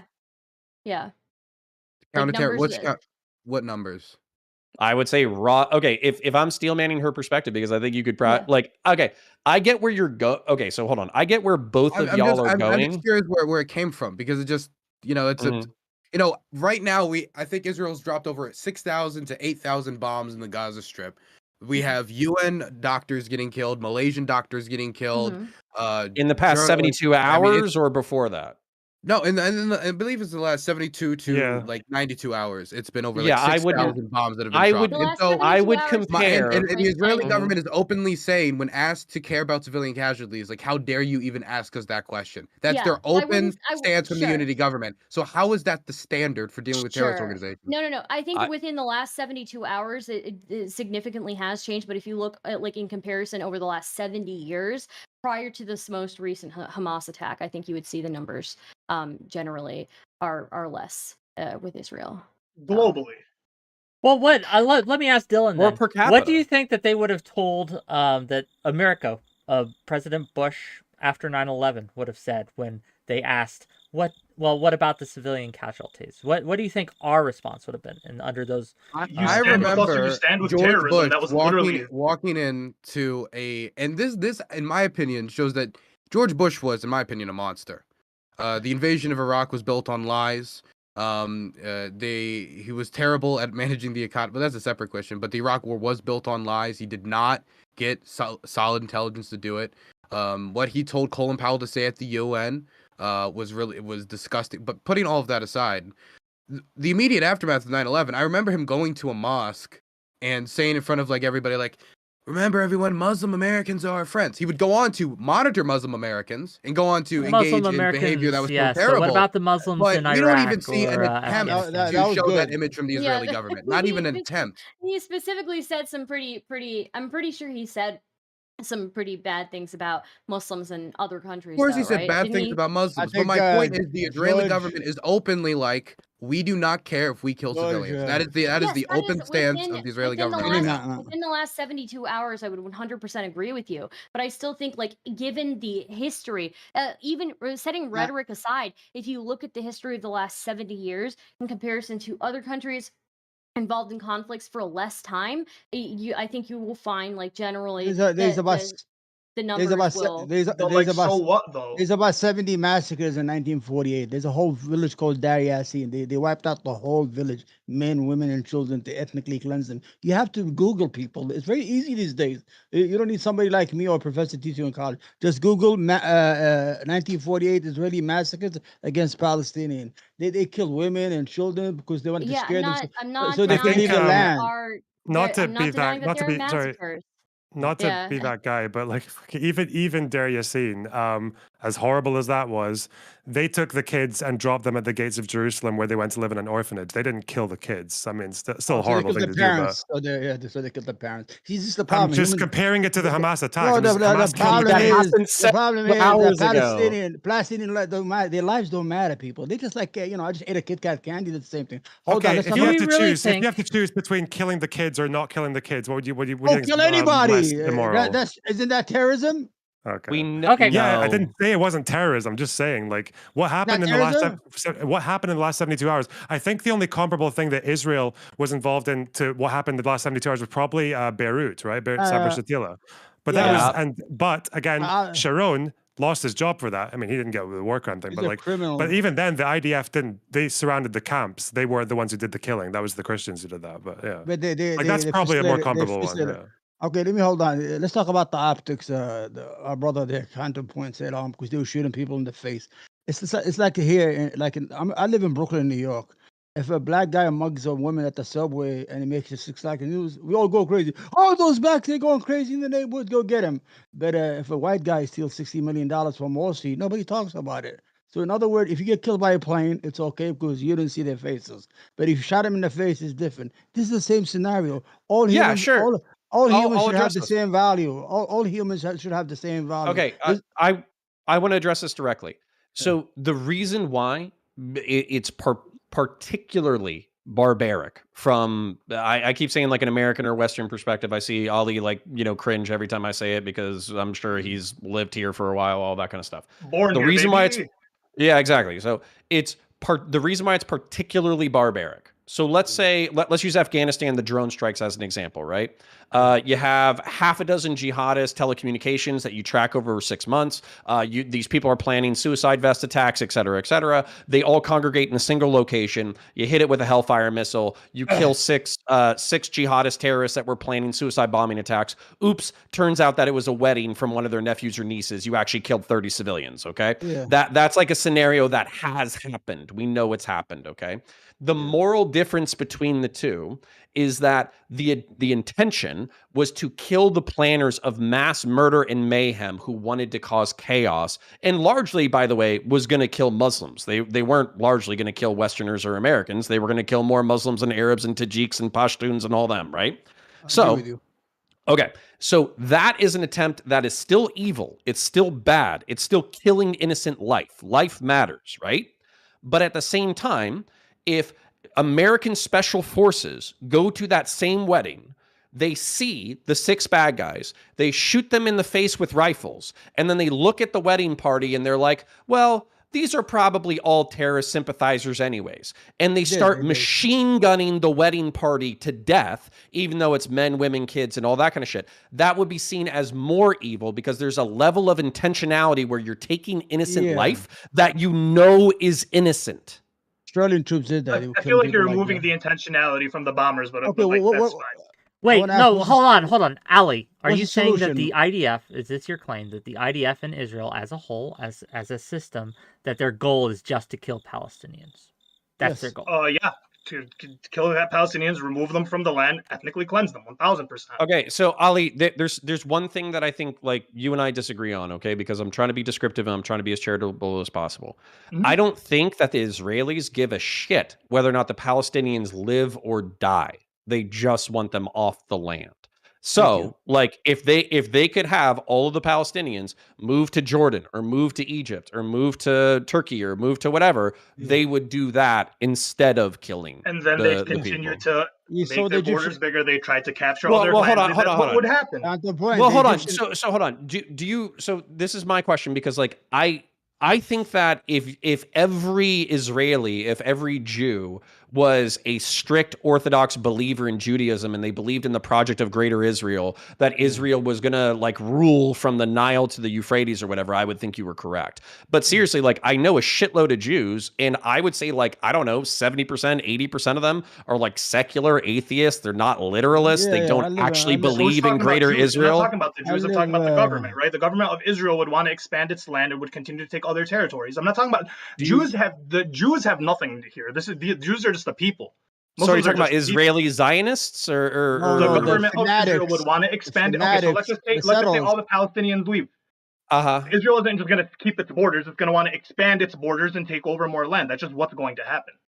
Okay, so hold on. I just want to understand this real quick before we move on. So, is your claim that because I've heard this claimed earlier today that the Netanyahu is sympathetic to extreme right-wing giga Orthodox Jews who probably do want Greater Israel or whatever. Is your perspective that if they had their way, they would just continue expansion to the Greater Israel project? They would just have kids endlessly until they could fulfill that vision? While taking over territories and claiming them as theirs, yes. Okay. Listen, I don't. Do you think it would just stop? Do you think it would just stop if the Palestinians left and Israel had that land? Do you think it would just stop there? Do you think they would just go on forever? So for instance, yeah. So I think there's logistical things here. For instance, like if I don't know the percentages of the amount of the extreme right wing or the ultra orthodox right wing that would want to continue the Greater Israel project, and then also they're surrounded by other secular Israelis and all that kind of stuff. So I don't think they have the population. I don't think they have the political momentum. I don't think they have the political support. So while you got they have the momentum to expand the way they have, right? We're not saying all Jewish thing like that. I mean, it's a pretty small territory. Jews have pretty big land, and they started off pretty small and expanded pretty largely. Jewish are pretty Well, liberal. I would say that's because of the Jewish diaspora. I live in New Well, York. yeah, but that's what I'm saying is they would want to continue to expand. Why wouldn't they? No, no, If this a is the country, if a fanatics. country can, if a country can go in, claim a land, and then make their land bigger and have a higher population, and why wouldn't they? I mean, okay, there's also a question of whether they legitimately can do that. I mean, there's right now a question, and I think, honestly, I think the room has somewhat kind of accepted the idea that Israel's going to move in and crush Hamas for like the next 20, 30 years, and there's no way that they could not fail in that. The Mossad had a massive intelligence failure when it comes to the start of this war in the first place. Hamas is not going to be the only force fighting. It's also going to be Palestinian Islamic Jihad. Hamas has what? Let's just say 30,000. If we're not talking about more like serious estimates and not their own numbers, 30,000 fighters and tunnels that they've dug in over 30 years. Add Palestinian Islamic Jihad to that. Add Hezbollah, which has tons and tons and tons of financiers and funding from Iran all across the Middle East. You've got certain Syrian parties that are talking about intervening, and who knows what other terrorist groups or Palestinian liberation organizations are going to get involved. I don't know if the Israeli military, which has its own problems right now and struggle with the government, there's been like a 10% reduction. And I think like funding for the actual ground forces of Israel, they've been talking mostly investing into like high tech border security. I don't know if they can last a 15, 20, 25, 30-year occupation. That's what they thought they could do in southern Lebanon, and they failed to do that. And I think even if they could, would Israelis on year 10, 11, 12, 13, after having all these IDF guys get killed in caves that are 20 to 30 feet under the ground that they're gonna have to crawl in, have no idea what those caves are like, gonna be bunkers all across the Gaza Strip, and then they're gonna have to be shot from windows and bombing attacks and car bombings. Yeah. It would make sense Dylan- for Israelis to question that and say maybe it isn't worth it. And I think that should be the argument that many people make. I think I don't think argument. I take Ali's. If I can ask a steel man question. Ali real quick. Yeah, Yeah. just real quick. Go So ahead. I didn't take Ali's point as like an actual like logistical Lebensraum Nazi Germany like achievable goal, more like a moral statement of the way that they view their expansion into territory, where it's similar to say that they're looking for Lebensraum. So if the people leave, they leave, and if they don't leave, then fuck them. And we're going to put them in a position where they bite the hand that feeds, and then we're going to fuck them over. Which, by the way, like, I don't want to be like too pessimistic about it, but when I see the map of Israel slowly consuming Palestine, when I see Israelis talking about stopping settlements at XYZ ABC, but then I see the settlements continue to expand and then get annexed into the IDF, for me, it's not what you say, it's what you're doing. Counterpoint 2 months ago. Which that was Hold my on, Ali, point with like you guys just saying like they're like Hamas is declaring that they're doing it. The IDF is just kind of secretly doing it. So it's like who has a face to it? A month ago, Netanyahu, when he was in the UN Assembly, when they did the yearly thing, he showed a map. He showed a map of Israel that encompassed the West Bank, the Gaza, and the Golan Heights as one state. The whole idea, even Egypt has warned the Palestinians not to leave. They're going to block them because they say if you leave, you're not going to come back. Jordan said the same thing. You got to stay on your land and die on your land. Anyway, who benefits from this crisis? You know, Netanyahu has been under a lot of pressure. Israel was a lot of protesting, a lot of demonstration. This is like a gift that came to Netanyahu to save his government and to unite. Wait, do you think Netanyahu's It's government absolutely not a survives this? gift. No, but I'm thinking. What I'm saying that the Israeli population has been. You see, the Israeli population, especially the secularists of that portion, they were against him trying to change the laws for this. He's trying to make the Supreme Court into a kangaroo court, and there was every day demonstration. The Israeli public was split in half. As a matter of fact, some people say civil war, whatever. Who benefited from this? The first one is Netanyahu. He benefited a lot. That is You're just wrong. No, Netanyahu, not like, in any way. There's already been like polling done, I 80%, think, by the yeah. Jerusalem Times, showing that the majority of Israelis want Netanyahu to resign right now, and 92% of them believe that his government is at fault for the attacks in southern Israel because of security failures. So It's like we have president, they said it took 8 Netanyahu's hours. argument to the people for the last 12 years has been, I can manage the conflict, I'll keep you safe, I'm not the best with economics, I'm not the best with maybe the courts, I may be a little corrupt, but I'll keep you safe for the Palestinians. And he failed. Darren, How does We it help? it took 8 hours to get help. Why? Israel is only like 3 hours from one side to another. They This is moved the a lot of problem. troops into the West Bank because they No, were no, expecting So settler no, violence. no. hold on. They Again, just I to think you help. can steel man what he's. Yeah, I think you can steel man what Empowered Man is saying. And by the way, I wouldn't take either one of your perspectives until 6 months or a year from now. Because here's the thing: is like wartime presidents, wartime generals, they tend to be popular if they're able to coalesce people, organize them, and prosecute a war effectively. And then also, even if the war isn't prosecuted effectively, if they're losing casualties and all that kind of stuff, they can still use that as a propagandistic tool for their reelection, where they can say, I'm prosecuting the war, we're fighting the good fight, we're in the trenches right now, I've been doing it the whole time, I've been here since day one, etc., etc. I could practically write Bibi Netanyahu's like reelection speech for him right now. And it's the same thing with Bush. I don't even think Bush was that popular prior to 9/11. And then during the 9/11 attacks, people were still like, oh shit, like what the fuck is going on? But within the next 6 months, they just handed him shitloads of power and let him do what he wanted to do. And even though he was wildly unpopular. Do we have No. anything that is comparable to the tearing of the asshole of Netanyahu that is going on right now in Israeli media and that happened in American media after 9/11? And did we also have 2004. the same type of polling that's coming out that showed that the majority of Americans wanted George Bush to resign after the 9/11 attacks? Okay. No, I don't think it's a 1-to-1, but I think that if you went into the 2004 election, you would have thought that George Bush was going to lose, because every single mainstream media site said, he bungled the war, he abused his power, he was an asshole, most people don't like him, They said he we're knew about losing the attack tens of before it thousands of happened. people. He knew about the attack before it happened, all that kind of stuff. You would have assumed that Bush was on his way out, and then I saw it's like Bush wins, and I'm like, what the fuck are we talking about? I thought that this guy was like universally But hated. I thought he was the new Hitler. So Well, so John all I'm Kerry saying was is a like, really bad you guys candidate, could be right. Maybe Jewish politics is different. Maybe they fold easier. But I'm just saying that think like the wartime situations are different. politicians can. Maybe they But are. the problem When is, 9/11 with happened, George Bush was in office for 1 year. When this happened, Mm. Netanyahu has been in office for 12 years, building and changing the security apparatus of Israel. It is his security apparatus, which him and his party designed, which failed Israelis. George Bush was only in office for a year. He couldn't have designed the security apparatus that failed by the time 9/11 happened. Yeah, How much If you longer- remember, how much just real quick, longer is Netanyahu's term? if you remember, not Clinton, Bush blamed Clinton. They were able to blame the previous administration for a lot of the failures here, right? A lot of they basically said that previous administration was weak. It weakened us at home and abroad, and that's what led this. Now, that wasn't true, but they were able to leverage that in the elections, leverage that in order to push on to victory. Is there no parallel that we can do? Stop.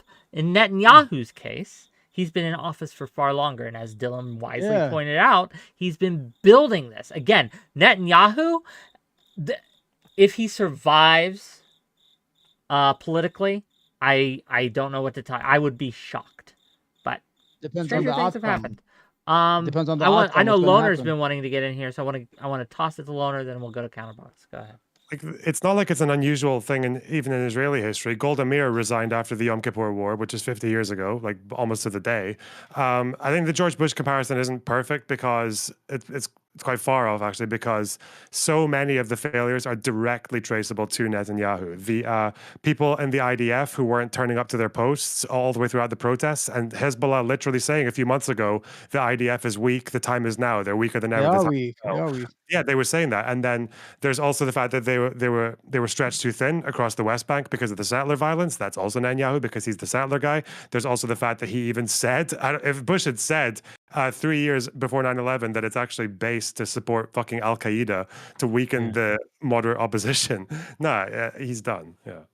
Yeah, But listen. when is he up for re-election? I There's no actually don't election there. know. It's like snap election. It's parliamentary. It's not like our Yeah, system they've had here like, in the United like States. 5 elections in 4 Yeah, years. it depends on the parliament if it doesn't have a majority. Listen, the Israeli army is not an invisible army. In 1973, during the Yom Kippur War, they collapsed within 72 hours. The United States did a bridge from Berlin all the way to Israel of weapons to the battlefield. Kissinger called Sadat and told him, "Listen, if you go to Jerusalem, we're gonna wreck Cairo." In 2006, fucking Hezbollah they were cowards. They ran away from the battle. Even the Israeli report said that our soldiers were cowards. They left and they ran away with their tails behind their back. They couldn't fight man to man. So Israel, what does Israel do? This is the Israeli strategy.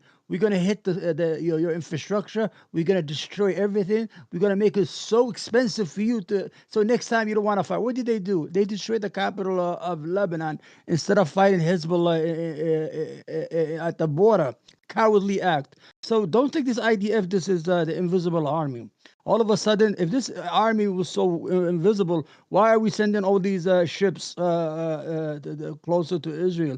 Why are we already sending weapons? They even haven't fought. Listen, hold up. Hold on. It's been 24 hours, and everybody said we need a package for Israel. A package for what? They even haven't shot one bullet yet. Why they need a package already? We gotta send out money. That $4 billion is not enough. We gave them every year. This is all bullshit. No, hold on. The outcome, Netanyahu's political life is the outcome what happens in Gaza. If he succeeded, he's okay. If not, I don't think they're going to succeed. They're going to go into a war zone, into buildings, snipers. The Israeli soldier is going to be in harm's way because he's not opening in an open battlefield. You're not fighting an army. You're fighting. You understand? I do. Not only do I understand, but I also think that this cuts both ways. And here's the thing. No offense to my Arab mujahideen brothers, okay, but y'all can't fight for shit, okay? And what I mean by that is literally like you just watch mujahideen footage and they're basically walking into the street, standing in the middle of the street, blasting an AK down the street, and then they don't hit shit, and then you wonder why the fucking neighborhood looks like ass. Whereas modern trained military, what they do is they actually aim and shoot. They get into stacks, they throw grenades, they throw flashbangs into rooms before they go into them, then they kill everybody inside the room. So to act like a modern military is not going to fucking absolutely annihilate like jihadi militias. It's a daydream. Hold on. Stop. You defeat. We defeated the Soviet Union for you. We did it for you. We're the one who freed you from the Cold War. Yeah, with like a 1 to 10 KD ratio. No, we're the one who bled to death. Our people bled death in the mountains of Afghanistan so you can live free from the Cold War. You never fought. You're cowards. 50 years, you never shot a fucking... You never shot anything at the Russians. What are you talking about? We destroyed the Soviet Union in Afghanistan from 1979 to 1989. We bled them to death. We destroyed them and destroyed the Soviet Union. You also bled yourselves to death too. But we defeated the power that every time your children had to run under chairs because they're scared of a nuclear holocaust. We did that. Don't put us down. We're great fighters. Look at our history. We defeated 3 empires in 2 decades: the Byzantine Empire, the Roman Empire, and the Persian Empire. And we only had slippers. We didn't even have shoes. Imagine if we had shoes. We probably wouldn't. What are you talking about? Don't put us down, my friend. We are not cowards. No, you're right. You're not. You're right that you're not cowards. You definitely are not cowards. Yeah. You nailed that. Yeah, it's not just about the military supremacy, though. It's not just about the military supremacy, though. It's more that like it's whether or not Israel can actually achieve their goals. So in 2006, they definitely had military supremacy, but their goal was to get rid of Hezbollah and consolidate the Lebanese army. They ran away, though. Total failure. It was sluggish. There were booby traps. They couldn't handle the fucking tunnel networks. And Hamas have a very sophisticated tunnel network in Gaza. I'm not very good at military stuff, but I'd imagine one of the most densely populated areas on Earth is going to be one of the hardest places to launch a ground. Yeah, it's going to be one of the hardest places to do a successful ground invasion, right? Like with hold on. I just want to tell you, and I kind of want to prepare the audience for what's going to happen over the next 6 months to a year. Okay, I think that there's going to be Israeli ground forces that go into Gaza. I just think it has to happen in order for them to eradicate Hamas. I think that when they take a single bullet from an apartment building, they're not going to fire back at the single window that they think it is. They're going to fire machine gun rounds into every single window that's around them. And then they're going to call in an airstrike onto the building. So this cuts both ways. You can say that urban fighting is difficult. Nobody is going to disagree with you. You can say the tunnel complexes are complex. Nobody's going to disagree with you. But what I'm telling you is, the average Israeli soldier is not going to individually clear these areas with grenades and flashbangs. What they're going to do is they're going to do what the United States did, by the way, which is jihadists get into under 200 yards. They get into a firefight. It gets a little hot. They call in airstrikes, and then the jihadists fuck off. And if there's dead civilians, there's dead civilians. What are you talking Yeah, about? I'm just saying How though. do you Is that, clear I'm out just saying those that areas in without the, entering them? Loner, hold no, on. no, no, no. One You hold second, on. one Omar, minute. stop. Loner, Alright. Dylan. Yeah, then I'm just Omar. saying though, like again, I'm not going to be like try to say they're 1-to-1, but what happened in Lebanon again was Hezbollah lost a lot more than Israel did in terms of military equipment and lives and all that. But the problem was that the goal was to just eradicate them, and Nasrallah's goal was just to not die. ran And Is away. Hamas going to also- be able to and replenish also- their forces? And like also, cowards. I'm They're sorry, I'm just cowards. trying to finish a fucking sentence. Okay. But also just the fact that they were able to weaponize what Israel was doing in Lebanon, i.e. killing a lot of civilians. And then that was part of the Hezbollah's propaganda campaign to gain more support. So they gained support from the Christians, they gained support from the fucking Druze and even like Sunnis. So yeah, like that's and I worry that maybe if they can't wipe out Hamas completely, because their leadership's not even in Gaza, they're in Qatar, See the that they might radicalize more Hold on. people in the fucking West Bank and other civilians in Okay, Gaza. I don't know. I hear you. Hold on, I hear you, and I think the West Bank and everything that you said is perfectly accurate, perfectly legitimate, et cetera, et cetera. What I would say is geographically different about this, or at least what I think is geographically different, is if Egypt keeps the border closed, and if this is the largest open air prison, I've heard that repeated dozens of times over the past month, then at this point, where are reinforcements coming from? If there's an enforced border, where is reinforcements? Where is the fuel coming from? Where are the bullets coming from? Where's the food coming from? Where's the water Mostly coming tunnels. from? But for tunnels to where? Egypt, the place that's trying to maintain the blockade, There are or currently Israel, tunnels. the place that's doing how it? Iran smuggles weapons into Gaza. It's through tunnel systems. A lot of them extremely Okay. long range. Okay, they do you, buy so they buy they're weapons just from gonna Israelis with You're the Israeli reinforced with mafia. Rybar. Probably have steel doors at the Counterpoints. entrances.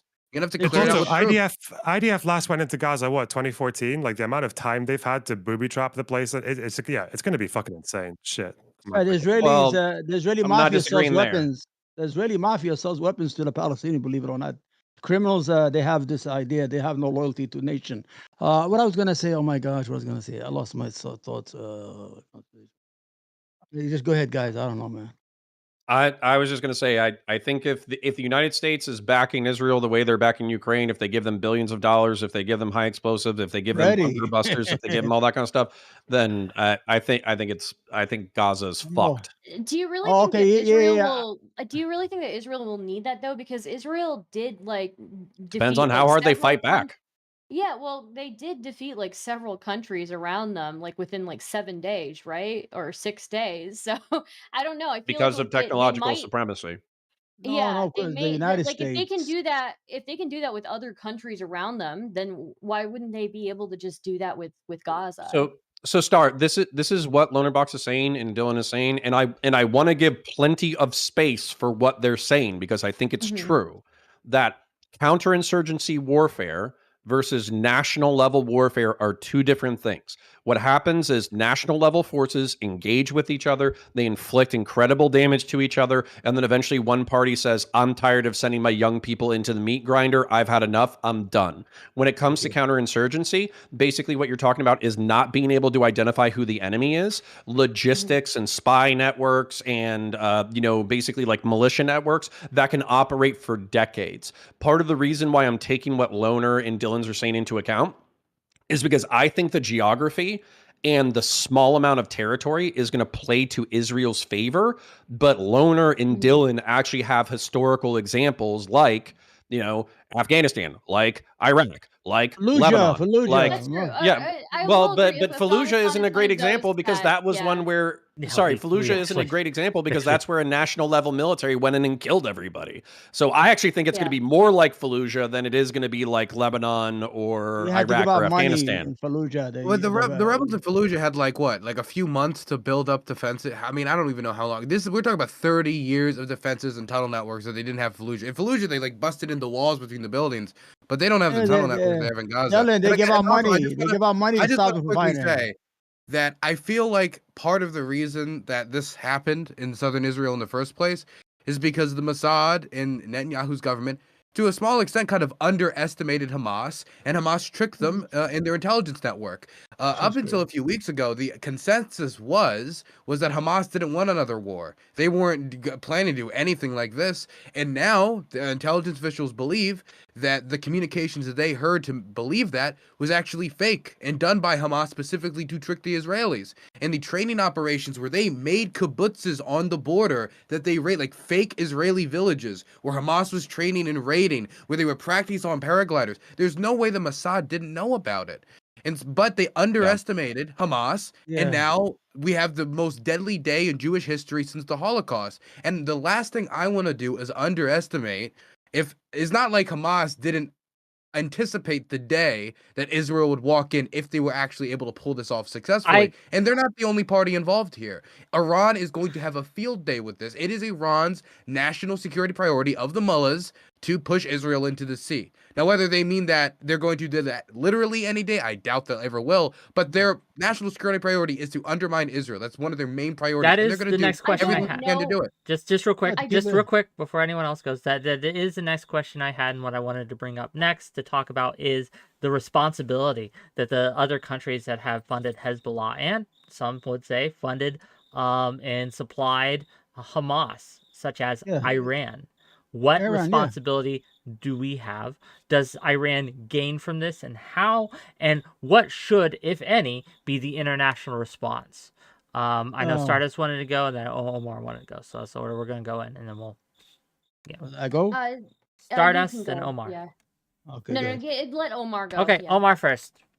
Well, Iran is the one who's giving them the weapons and sponsoring them, because all the Sunni countries have made peace with Israel. So, but how does Iran benefit? Iran's benefit by keeping Israel busy with other problems while they could build those nuclear weapons or keep the eye off it. The reason they don't attack Iran, because Iran has ballistic missiles. Remember, they attacked Iraq because Iraq had nothing. They didn't have no fucking nuclear weapons. Imagine they were looking for weapons of mass destruction inside the palace. What, he had them under the bed? That's the reason. Iran is a very the Persians have 1,000-year history. They're not some starters or in the Middle East. They know. They've been isolated for 50 years, but they have a missile capability. They could hit Tel Aviv anytime they want to. So Iran is safe. Nobody's going to hit Iran. And Iran, the only reason Iran is doing this is Iran has created a lot of problems in Yemen, in my country. They have a militia in Syria, in Lebanon, and now Hamas. Every country they have destabilized, even my native country, because they want to negotiate to get out of the isolation they're in. We're going to cause all this headache. We're going to make the neighborhood bad. We're going to write graffiti all over the place until you come, we sit down, and you take the sanction away from our country, and we could live as a normal nation. That's what Iran's objectives are in the Middle East. $100 in chat from Lex Friedman. Thanks for hosting debates on this topic, Wick. Great work. Well, thank you. Appreciate it. Wick. Yeah. The real Lex? The real Lex? I'm pretty sure it's a real Lex, but it looks like it. $100. That's good, man. Yeah, thank you. But I know the rest of you. I'm curious to hear from you. Iran. How does it benefit? Do we think that it was involved in the planning of this attack? No. You don't think so? I mean, like, obviously they funded, right? That's fine. It just depends on who you are and like where you're coming from, what perception. It's split pretty 50-50. If you're Arab, Muslim, or pro-Palestine, chances are this benefited Iran in your eyes. And the other side, just they end up getting hatred from the other side. That's really all it is, just a 50-50 split. I think the idea of one of the big reasons Hamas might have done, and Hezbollah said this, was that they were really annoyed about Saudi Arabia pursuing normalization talks with Israel. And one of the conditions that Saudi Arabia put on Israel was that they wanted some kind of like move forward with Palestinians, and now that's set that back completely. So it's going to put a wedge in between those relations. The Middle East is a bit different from how they were in the 60s, though. I think the US and Qatar have already blocked like $6 billion in funding from Iran. So, and Iran's got so many internal issues as well, right, with all the women's rights shit. So I don't know. All right. Do we think? Counterpoints, please. Yeah. So I mean, I'm just trying to I used to work in logistics, so I'm just trying to think of it from a logistics perspective. And when I'm looking around this, okay, I understand Iran can fund people. Okay, you can send money electronically, you can send cash. It's something that you can smuggle, et cetera, et cetera.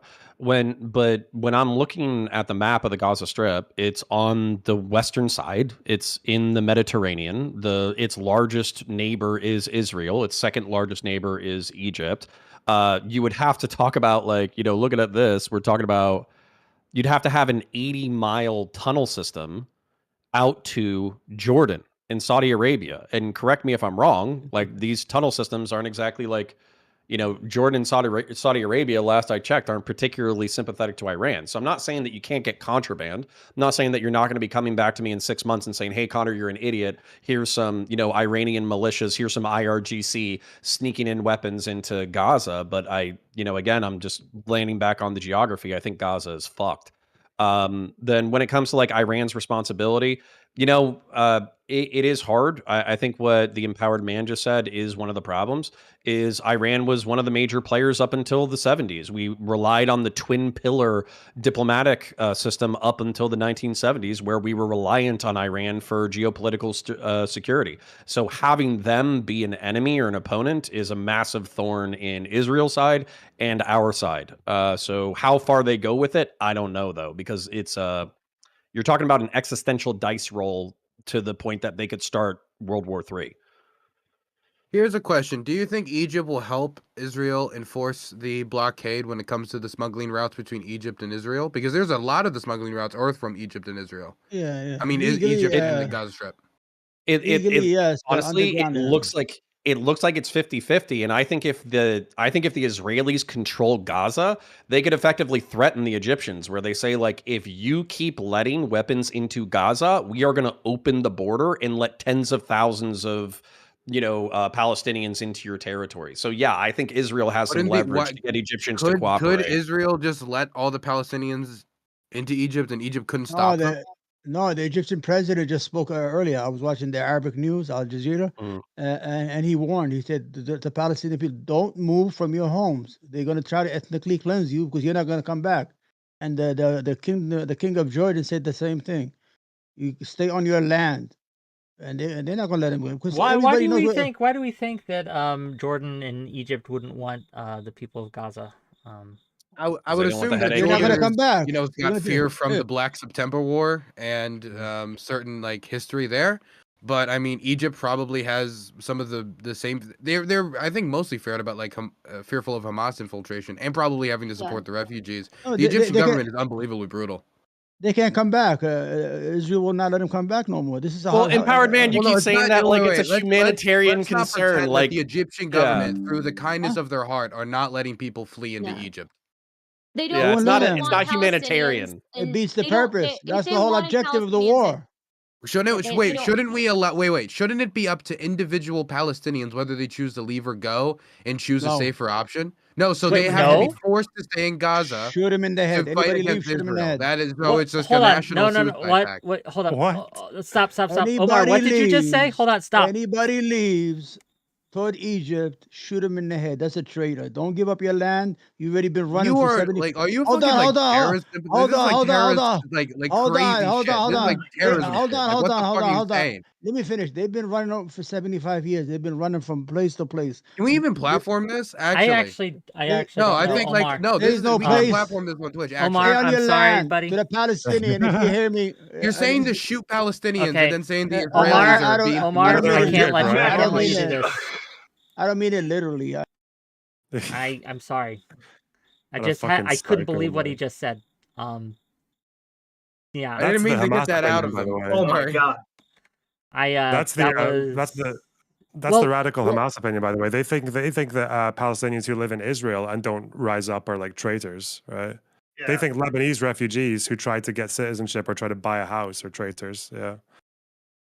So hold up. So Ali, this is like this has kind of been my beef, right? So on one hand, I'm willing to concede like descriptive reality to you, like all day, like just Israel's doing like a slow rolling move in order to gain more and more territory, kick Palestinians off their land. If they could do it without killing them, they probably would, but ultimately they don't care.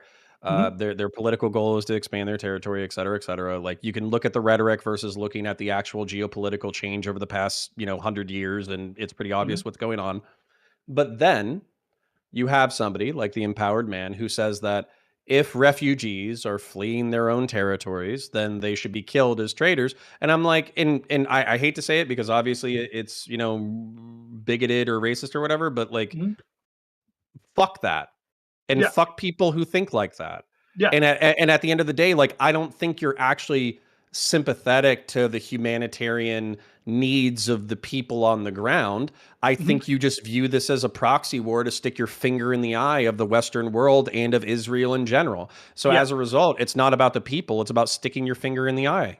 Yeah, so I think what happens is like it's like a weird level of like patriotism, right? So if you take what happened in like Israel, Palestine, right, and apply it to like America, for example, if we gave the indigenous people their own land and they claimed it as a state, and then that state started to expand, and then the Americans within that state were being like oppressed or whatever, and then those Americans committed the same act that Hamas committed, I don't think Americans would call them terrorists, right? And I think that's what ends up being like the weird issue is that the way we view certain people is from the lens of like, okay, well, we're in America. I think we that's would never... bullshit, Ollie, and I'll tell you why. I know. Yeah. I think that if you had Americans, right, in any situation, in any context, going in and burning babies and killing and raping men, women, and children, we would denounce that as barbaric, savage, and gross.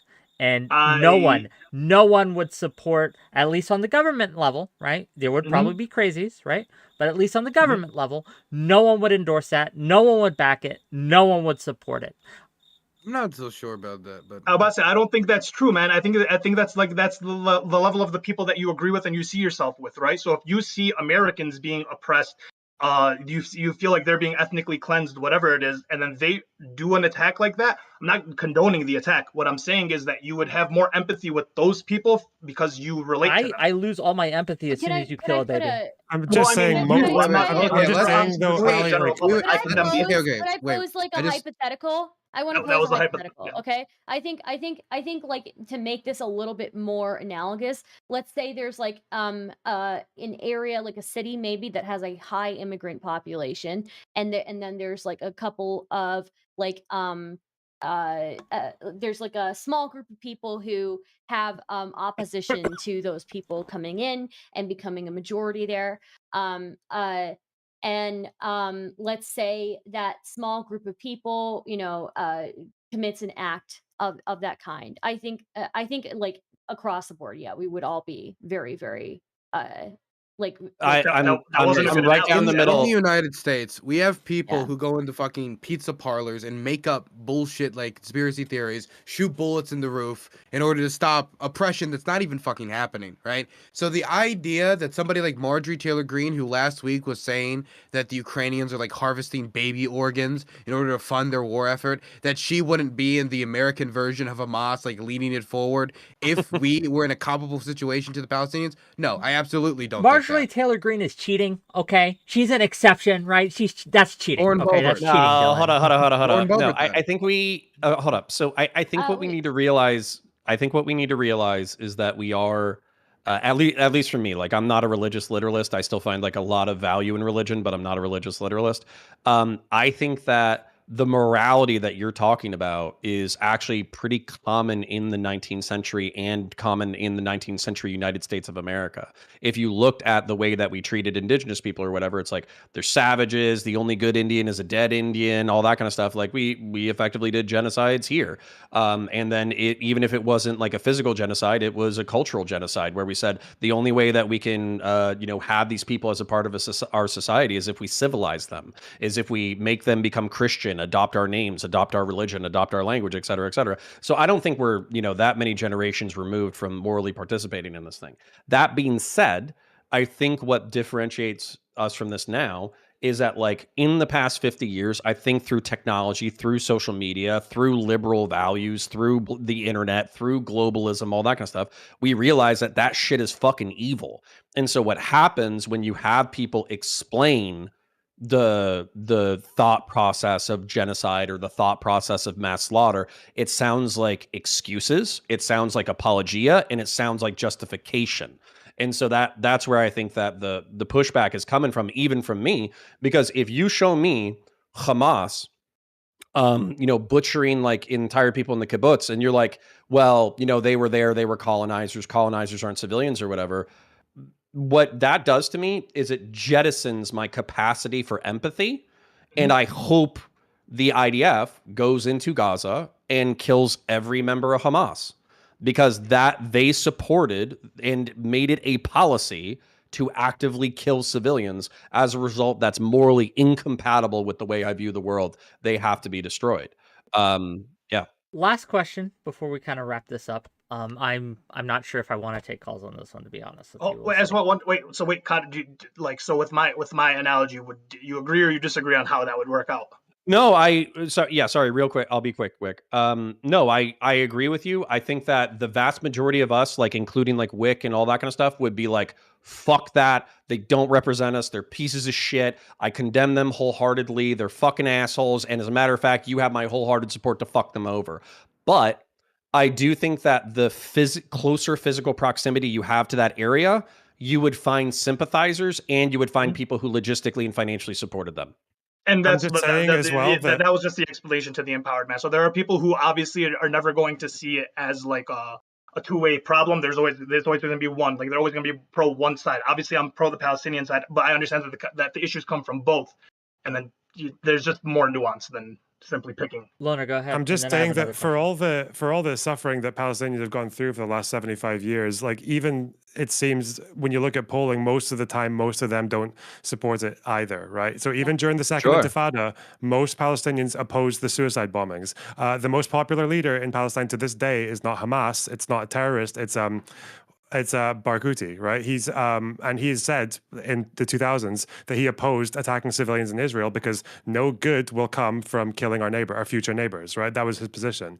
So same with apartheid, same with the majority of Black Americans in the civil rights movement opposed violence. So it's funny that they can go through all that and still have like more humane positions than all these fucking white leftist retards. I feel like the only reason typically that they're opposed to violence is because they know that the outcome isn't going to be good for them, right? So if like Palestinians endorse the violence, the outcome just isn't going to be good. Israel's way more militarized than they are. They have more money. They have more funding. So obviously the people are never going to support that. But what happens is you have people that want freedom, and then you have this group of people that's willing to do something about it. And although we like the acts are horrific, sure, from the outside world, we're seeing it as like, this is what's the alternative? The alternative is letting the other thing happen, right? Okay. Well, hold up. So you need to also acknowledge, though, to a certain extent, Hamas has made it so there is no alternative. They have suppressed dissent. They have gone after. I'm just reinforcing this. After gangs, stolen aid, hasn't held an election since 2006, and they could have held elections since 2006. They cracked down on any forming of a civil society in the Gaza Strip that could offer an alternative solution outside of what we just saw in southern Lebanon. And I do think that for Palestinians to move forward in the flourishing of making a state either after a peace deal is done or even better before a peace deal, Hamas going would be a positive thing for the development of Israeli-Palestinian relations and the creation of a two-state solution. I mean, that's an assumption, but I don't know if that's how it works out necessarily. Yeah, but before we wrap up, I just want to... Sorry, go ahead. Okay, I still got one more question that's very important to ask, but before we wrap up, I want Stardust and Counterpoints, and then I do want to ask my question. So, I was looking at also some polling as far as like Hamas. I know Hamas is like involved in a lot of government and operations and political operations and security operations within Palestine, but like according to polling, I'm seeing that even like a third of Palestinians consider Hamas one of the most like damaging developments for their people.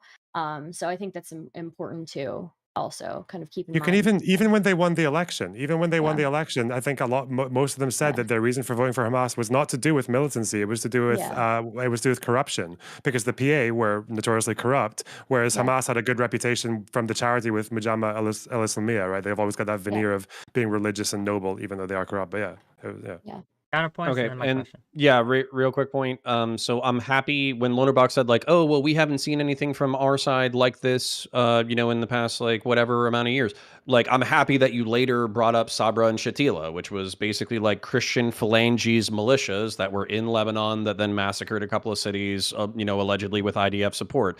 And then also the United States got wrapped in because we were covering the retreat of IDF forces from Lebanon, and that was part of the justification for bin Laden. So what I'm saying is like, it's easy for me to say like, oh yeah, the IDF is going to go fuck up Gaza. That doesn't mean that we're not starting the cycle of violence that's going to lead to another 9/11 and another global war on terror. So we have to be really serious about what's happening now because it's going to start the next cycle of violence.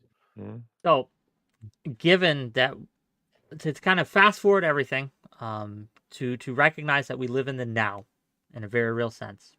Now we are in a situation, regardless of fault, regardless of anything else, where an organization, Hamas, has came in and, again, massacred over 1,200 people, civilians, men, women, children. What should, not what will, right? Because I know you like to focus on the will, and we focus on the will. What should the Israeli response be? Because in my mind, any response short of the entire dismantling of Hamas just isn't going to cut it. I think Hamas at this point needs to go. Am I okay with what Netanyahu is doing in response? Absolutely not. But that does beg the question, what should they do? And I'm curious what everyone's answer here. So go ahead. So like what should happen, probably will never happen, is that both parties, the IDF, the Israeli government, and the Hamas should be able to look at the atrocities that have happened and be able to come to an agreement and have a conversation going forward. That's what should. Wait, does Hamas get to be a part of that conversation after what they did? I mean, does the IDF get to be part of that conversation? Yeah. Okay. You guys, you got to understand, I see answer. the IDF and the Israeli government the same way you guys see Hamas. So yes, both parties need to come to mutual agreements. I mean, you can sigh all you want, but Israel has a state. Hamas doesn't. It's also like, I don't know. Like what? yeah, Israel having a state is part The of Hamas charter is about like it's literally in the Hamas charter like that they want to free Palestine of all the Jews. I mean, It's okay, not but then quite the same. Isn't it part of the Israeli charter that they Hamas want to get rid of all the wait. Palestinians? When What's the no, wait, I'm sorry. When has Hamas ever elected a leader or had the potential to elect a leader who believes in peace? Israel can do that, right? They've had Rabin, like they can do that. Hamas can't. Because Hamas is directed they're by fucking Iran. comfortably able to do that. So you think Hamas Palestinians could don't really have a choice. So you think Hamas could get a leader who is pro-peace? The question was what should happen, not what will happen. What should happen is that they should be able to find a leader that is for peace. Yes. So what should happen is that Hamas abolishes their charter and cuts ties with Iran and becomes a pro-peace party, right? I don't know if you have to cut ties with Iran, but you can still be a pro-peace party. You think Iran would support Hamas if they were pro-peace?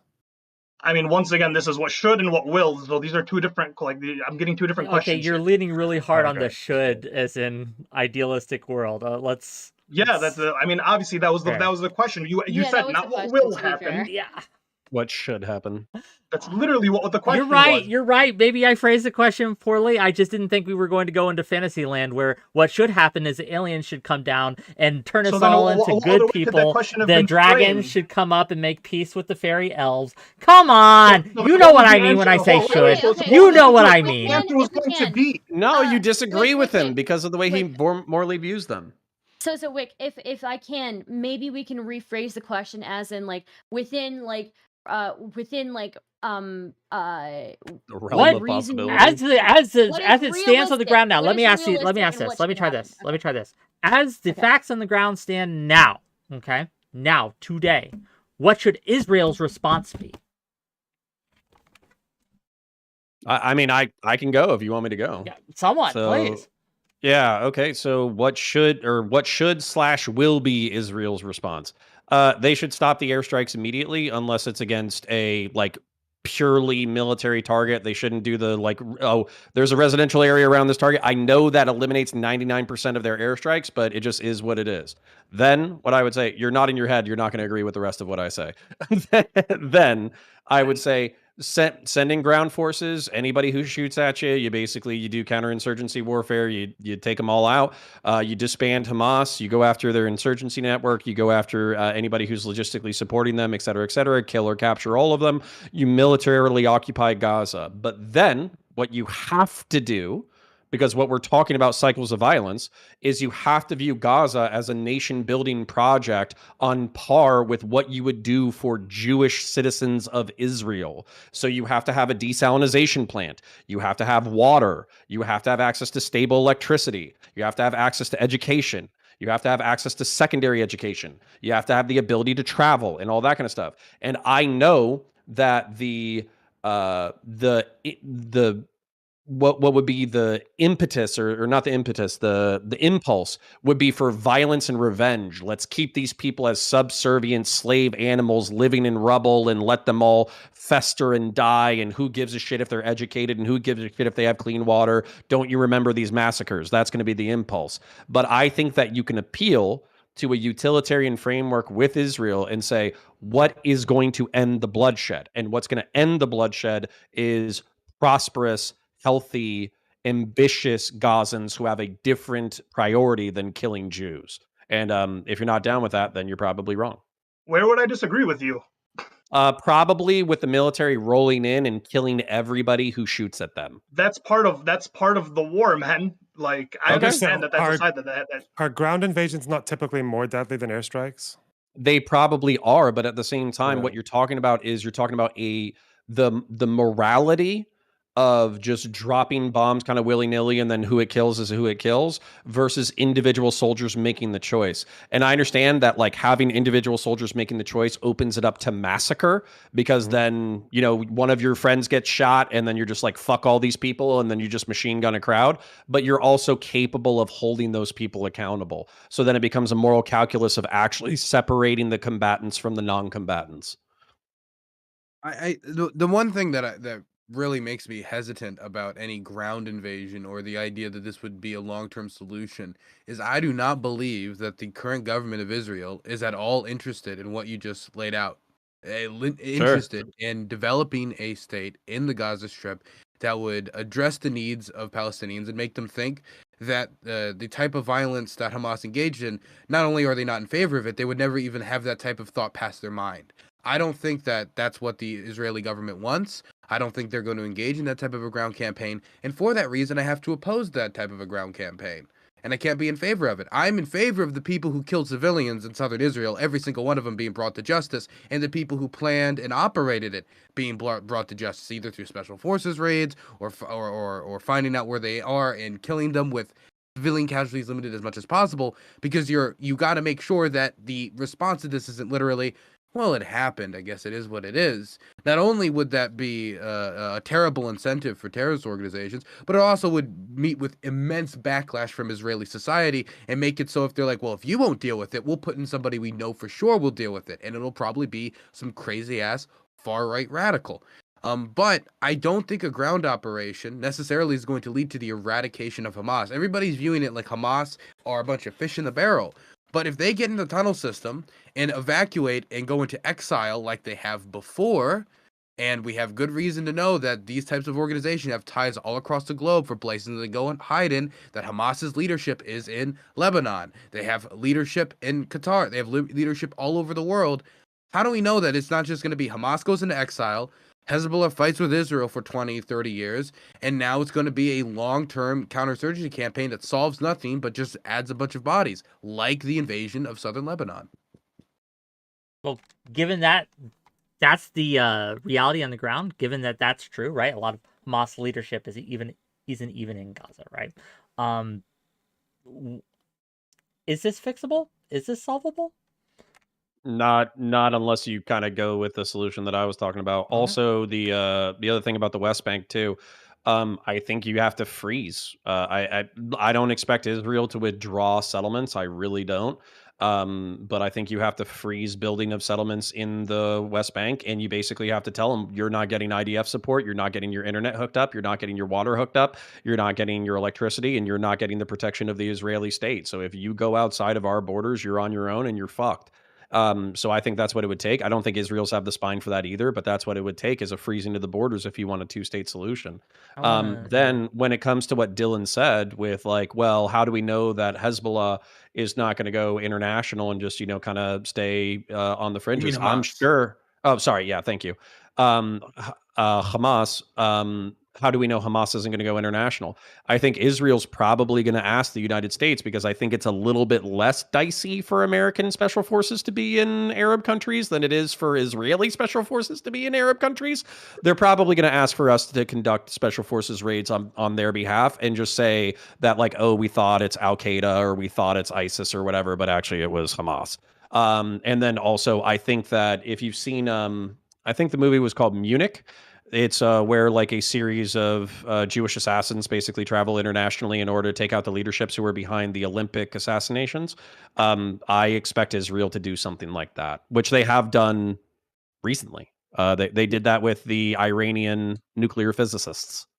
Do we think the Biden administration is going to possibly put American lives in risk to engage in these types of raids across the Middle East, as we're seeing the government largely pivot from its over a decade long Middle East strategy and have reeled back in deployments?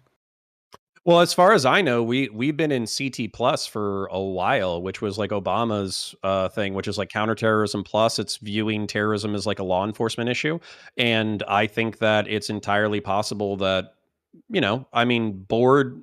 I'm being really cold right now, but I'm just going to be cold.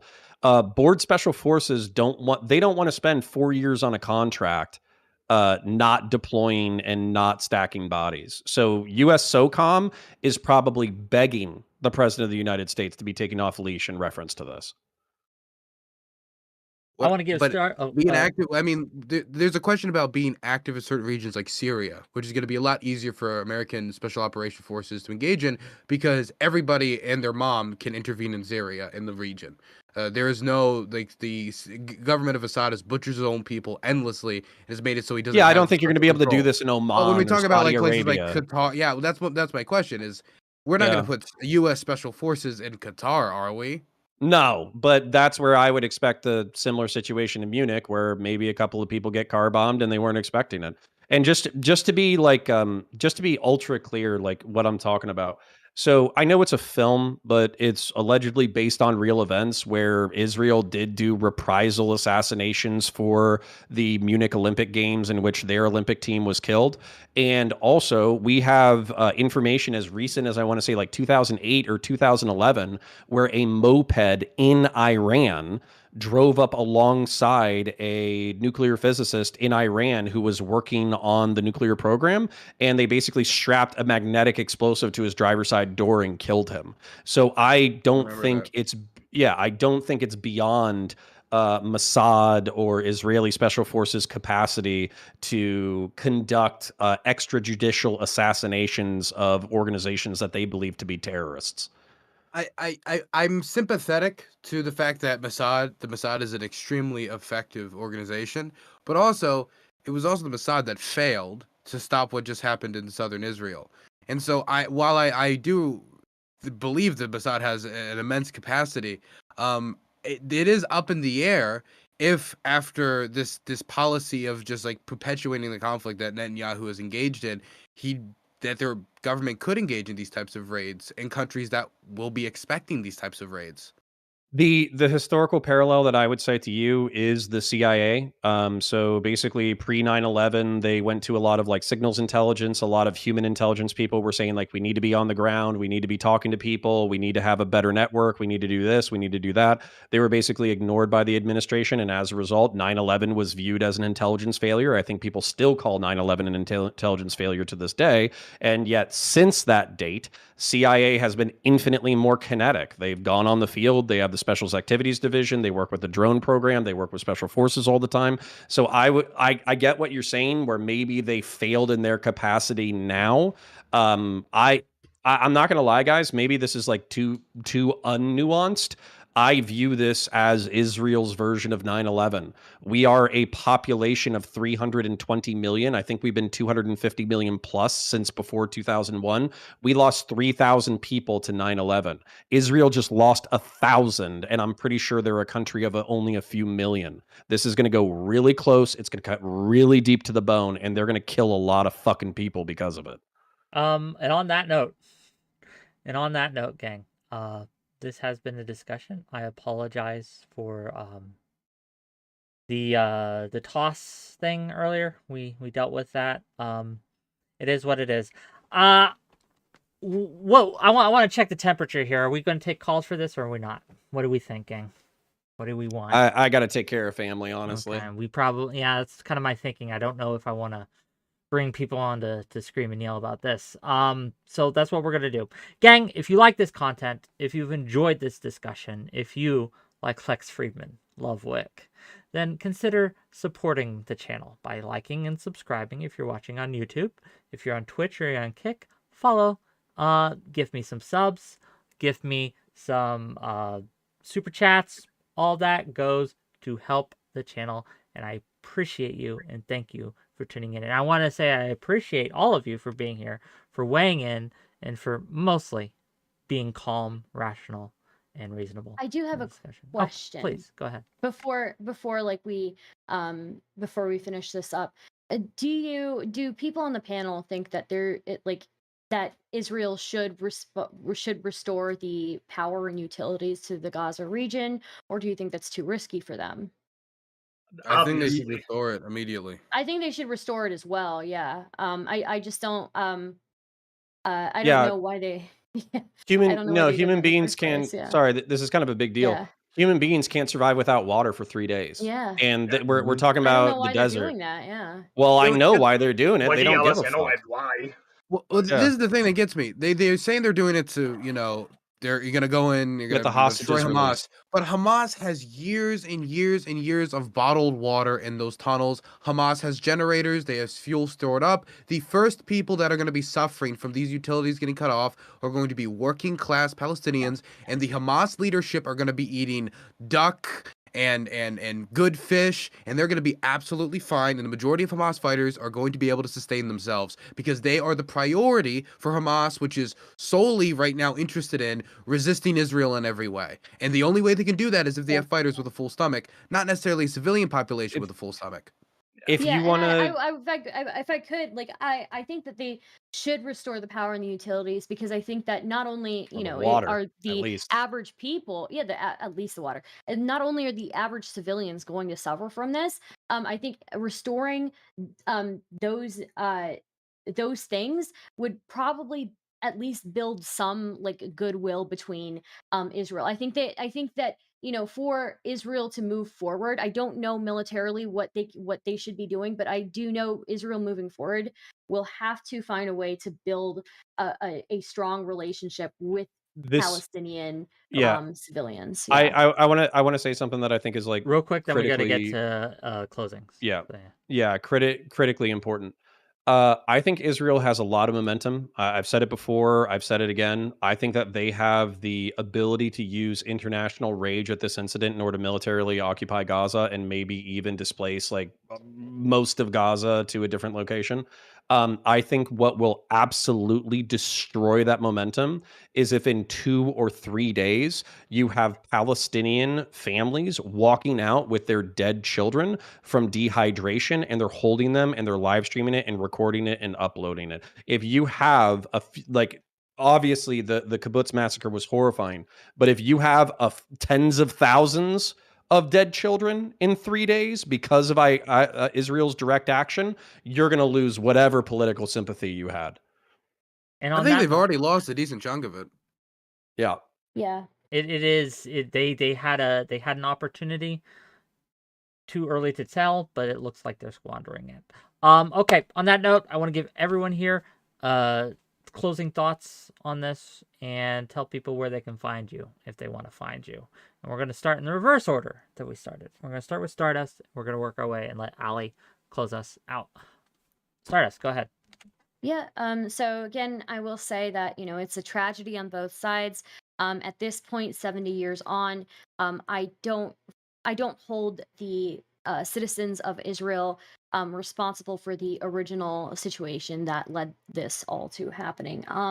For people who live there, that's all they know. That's the land and the home that they know. Not to make what originally happened right. But if they're going to move forward, Israel and the IDF are going to have to build a pretty strong relationship with Palestinian citizens. If they want a two-state solution, it's not going to work unless they start building that goodwill, and they basically get Palestinian civilians to trust them more than Hamas or any other outside influence. So, Where can people find you? I'm Stardust. You can find me twitch.tv/Stardust or youtube.com/Stardust streams. Thank you for being here. Really appreciate you. Lonerbox, what you got? Thank you for having me. I think my take is the same on Dylan's regarding the ground invasion. I think it's probably more likely to cause more harm than good. Assuming it does happen and they occupy Gaza, I mean, I would at least hope that Netanyahu goes, that he gets replaced by someone who is actually pro-peace and is actually serious about peace, like Rabin. If any far-right Israeli wants to take the position that Palestinians can never be negotiated with and there's absolutely no point, well, maybe they should be deported along with them. Like, I don't care. Like, but they can fuck off with like Smotrich and all those other wankers. I think pretty doomer about the whole thing. Maybe like the slightest bit of hopium, even though people are saying that this sets everything back. It probably will. But there was a case in '93, just after 6 years of the first Intifada, where there was quite a lot of violence, a lot of civilian deaths on both sides. And out of that came a pro-peace leader in Palestine who was willing to recognize Israel and denounce terrorism. And on the Israeli side, there was a pro-peace prime minister who was willing to engage in the Oslo Accords. I don't think it's Until impossible they killed him, that. but yeah. Yeah, I know, but I'm just saying that. I'm not saying it's people like underestimate how much will there is on both sides for the suffering to stop, even if it doesn't always show in their leadership or in their kind of like the way their opinions fluctuate based on events. But yeah, who knows? Where can people find you? Oh, Lonerbox, YouTube.com, Thank and you. Twitter. Thank you for being here. Check them out. I really appreciate you, and I hope you're right with the hopium. Okay, I really do. Dylan, go ahead. My name is DylanBurns. I'm a war journalist and streamer on the ground in Ukraine. I just got back from covering the Zaporozhye counteroffensive with artillery teams. I'm going to be releasing that footage probably at somewhere near the end of the month. I got an interview with a Brazilian international Legion fighter. We're going to be releasing probably in the next few days over the weekend. As for this, first thing I want to say, and I didn't get a chance to shout it out, and I don't see a lot of people talking about it, so I'm going to talk about it. There's so much fake footage sharing around on Twitter. Twitter's been the absolutely worst platform in the world for covering this. Facebook's been pretty bad too. Instagram's been pretty bad. Basically, every social media platform's been bad, but Twitter has been the absolute worst. And the thing that really hurts is I have a lot of friends in the Syrian diaspora that fled after Assad started butchering his own people, bombing them with thermite, using chemical weapons against them, bombing them with barrel bombs, butchering all of his people. And I'm seeing so much footage from that war getting reposted and people pretending it's from this war. And I can't imagine being a Syrian person, seeing your suffering ignored for like almost a decade, a literal decade, and then the only time people actually acknowledge your suffering and look at your suffering is when they pretend it's somebody else's suffering, right? I can't even imagine the anger, and all of my Syrian friends are fuming about it, and so I wanted to just say that for a second. I also want to talk about, since I have more experience with this war than I do with the war that's going on right now, I want to talk about how why a lot of the world isn't supporting Ukraine and the international liberal world order is because a lot of it they think is hypocritical.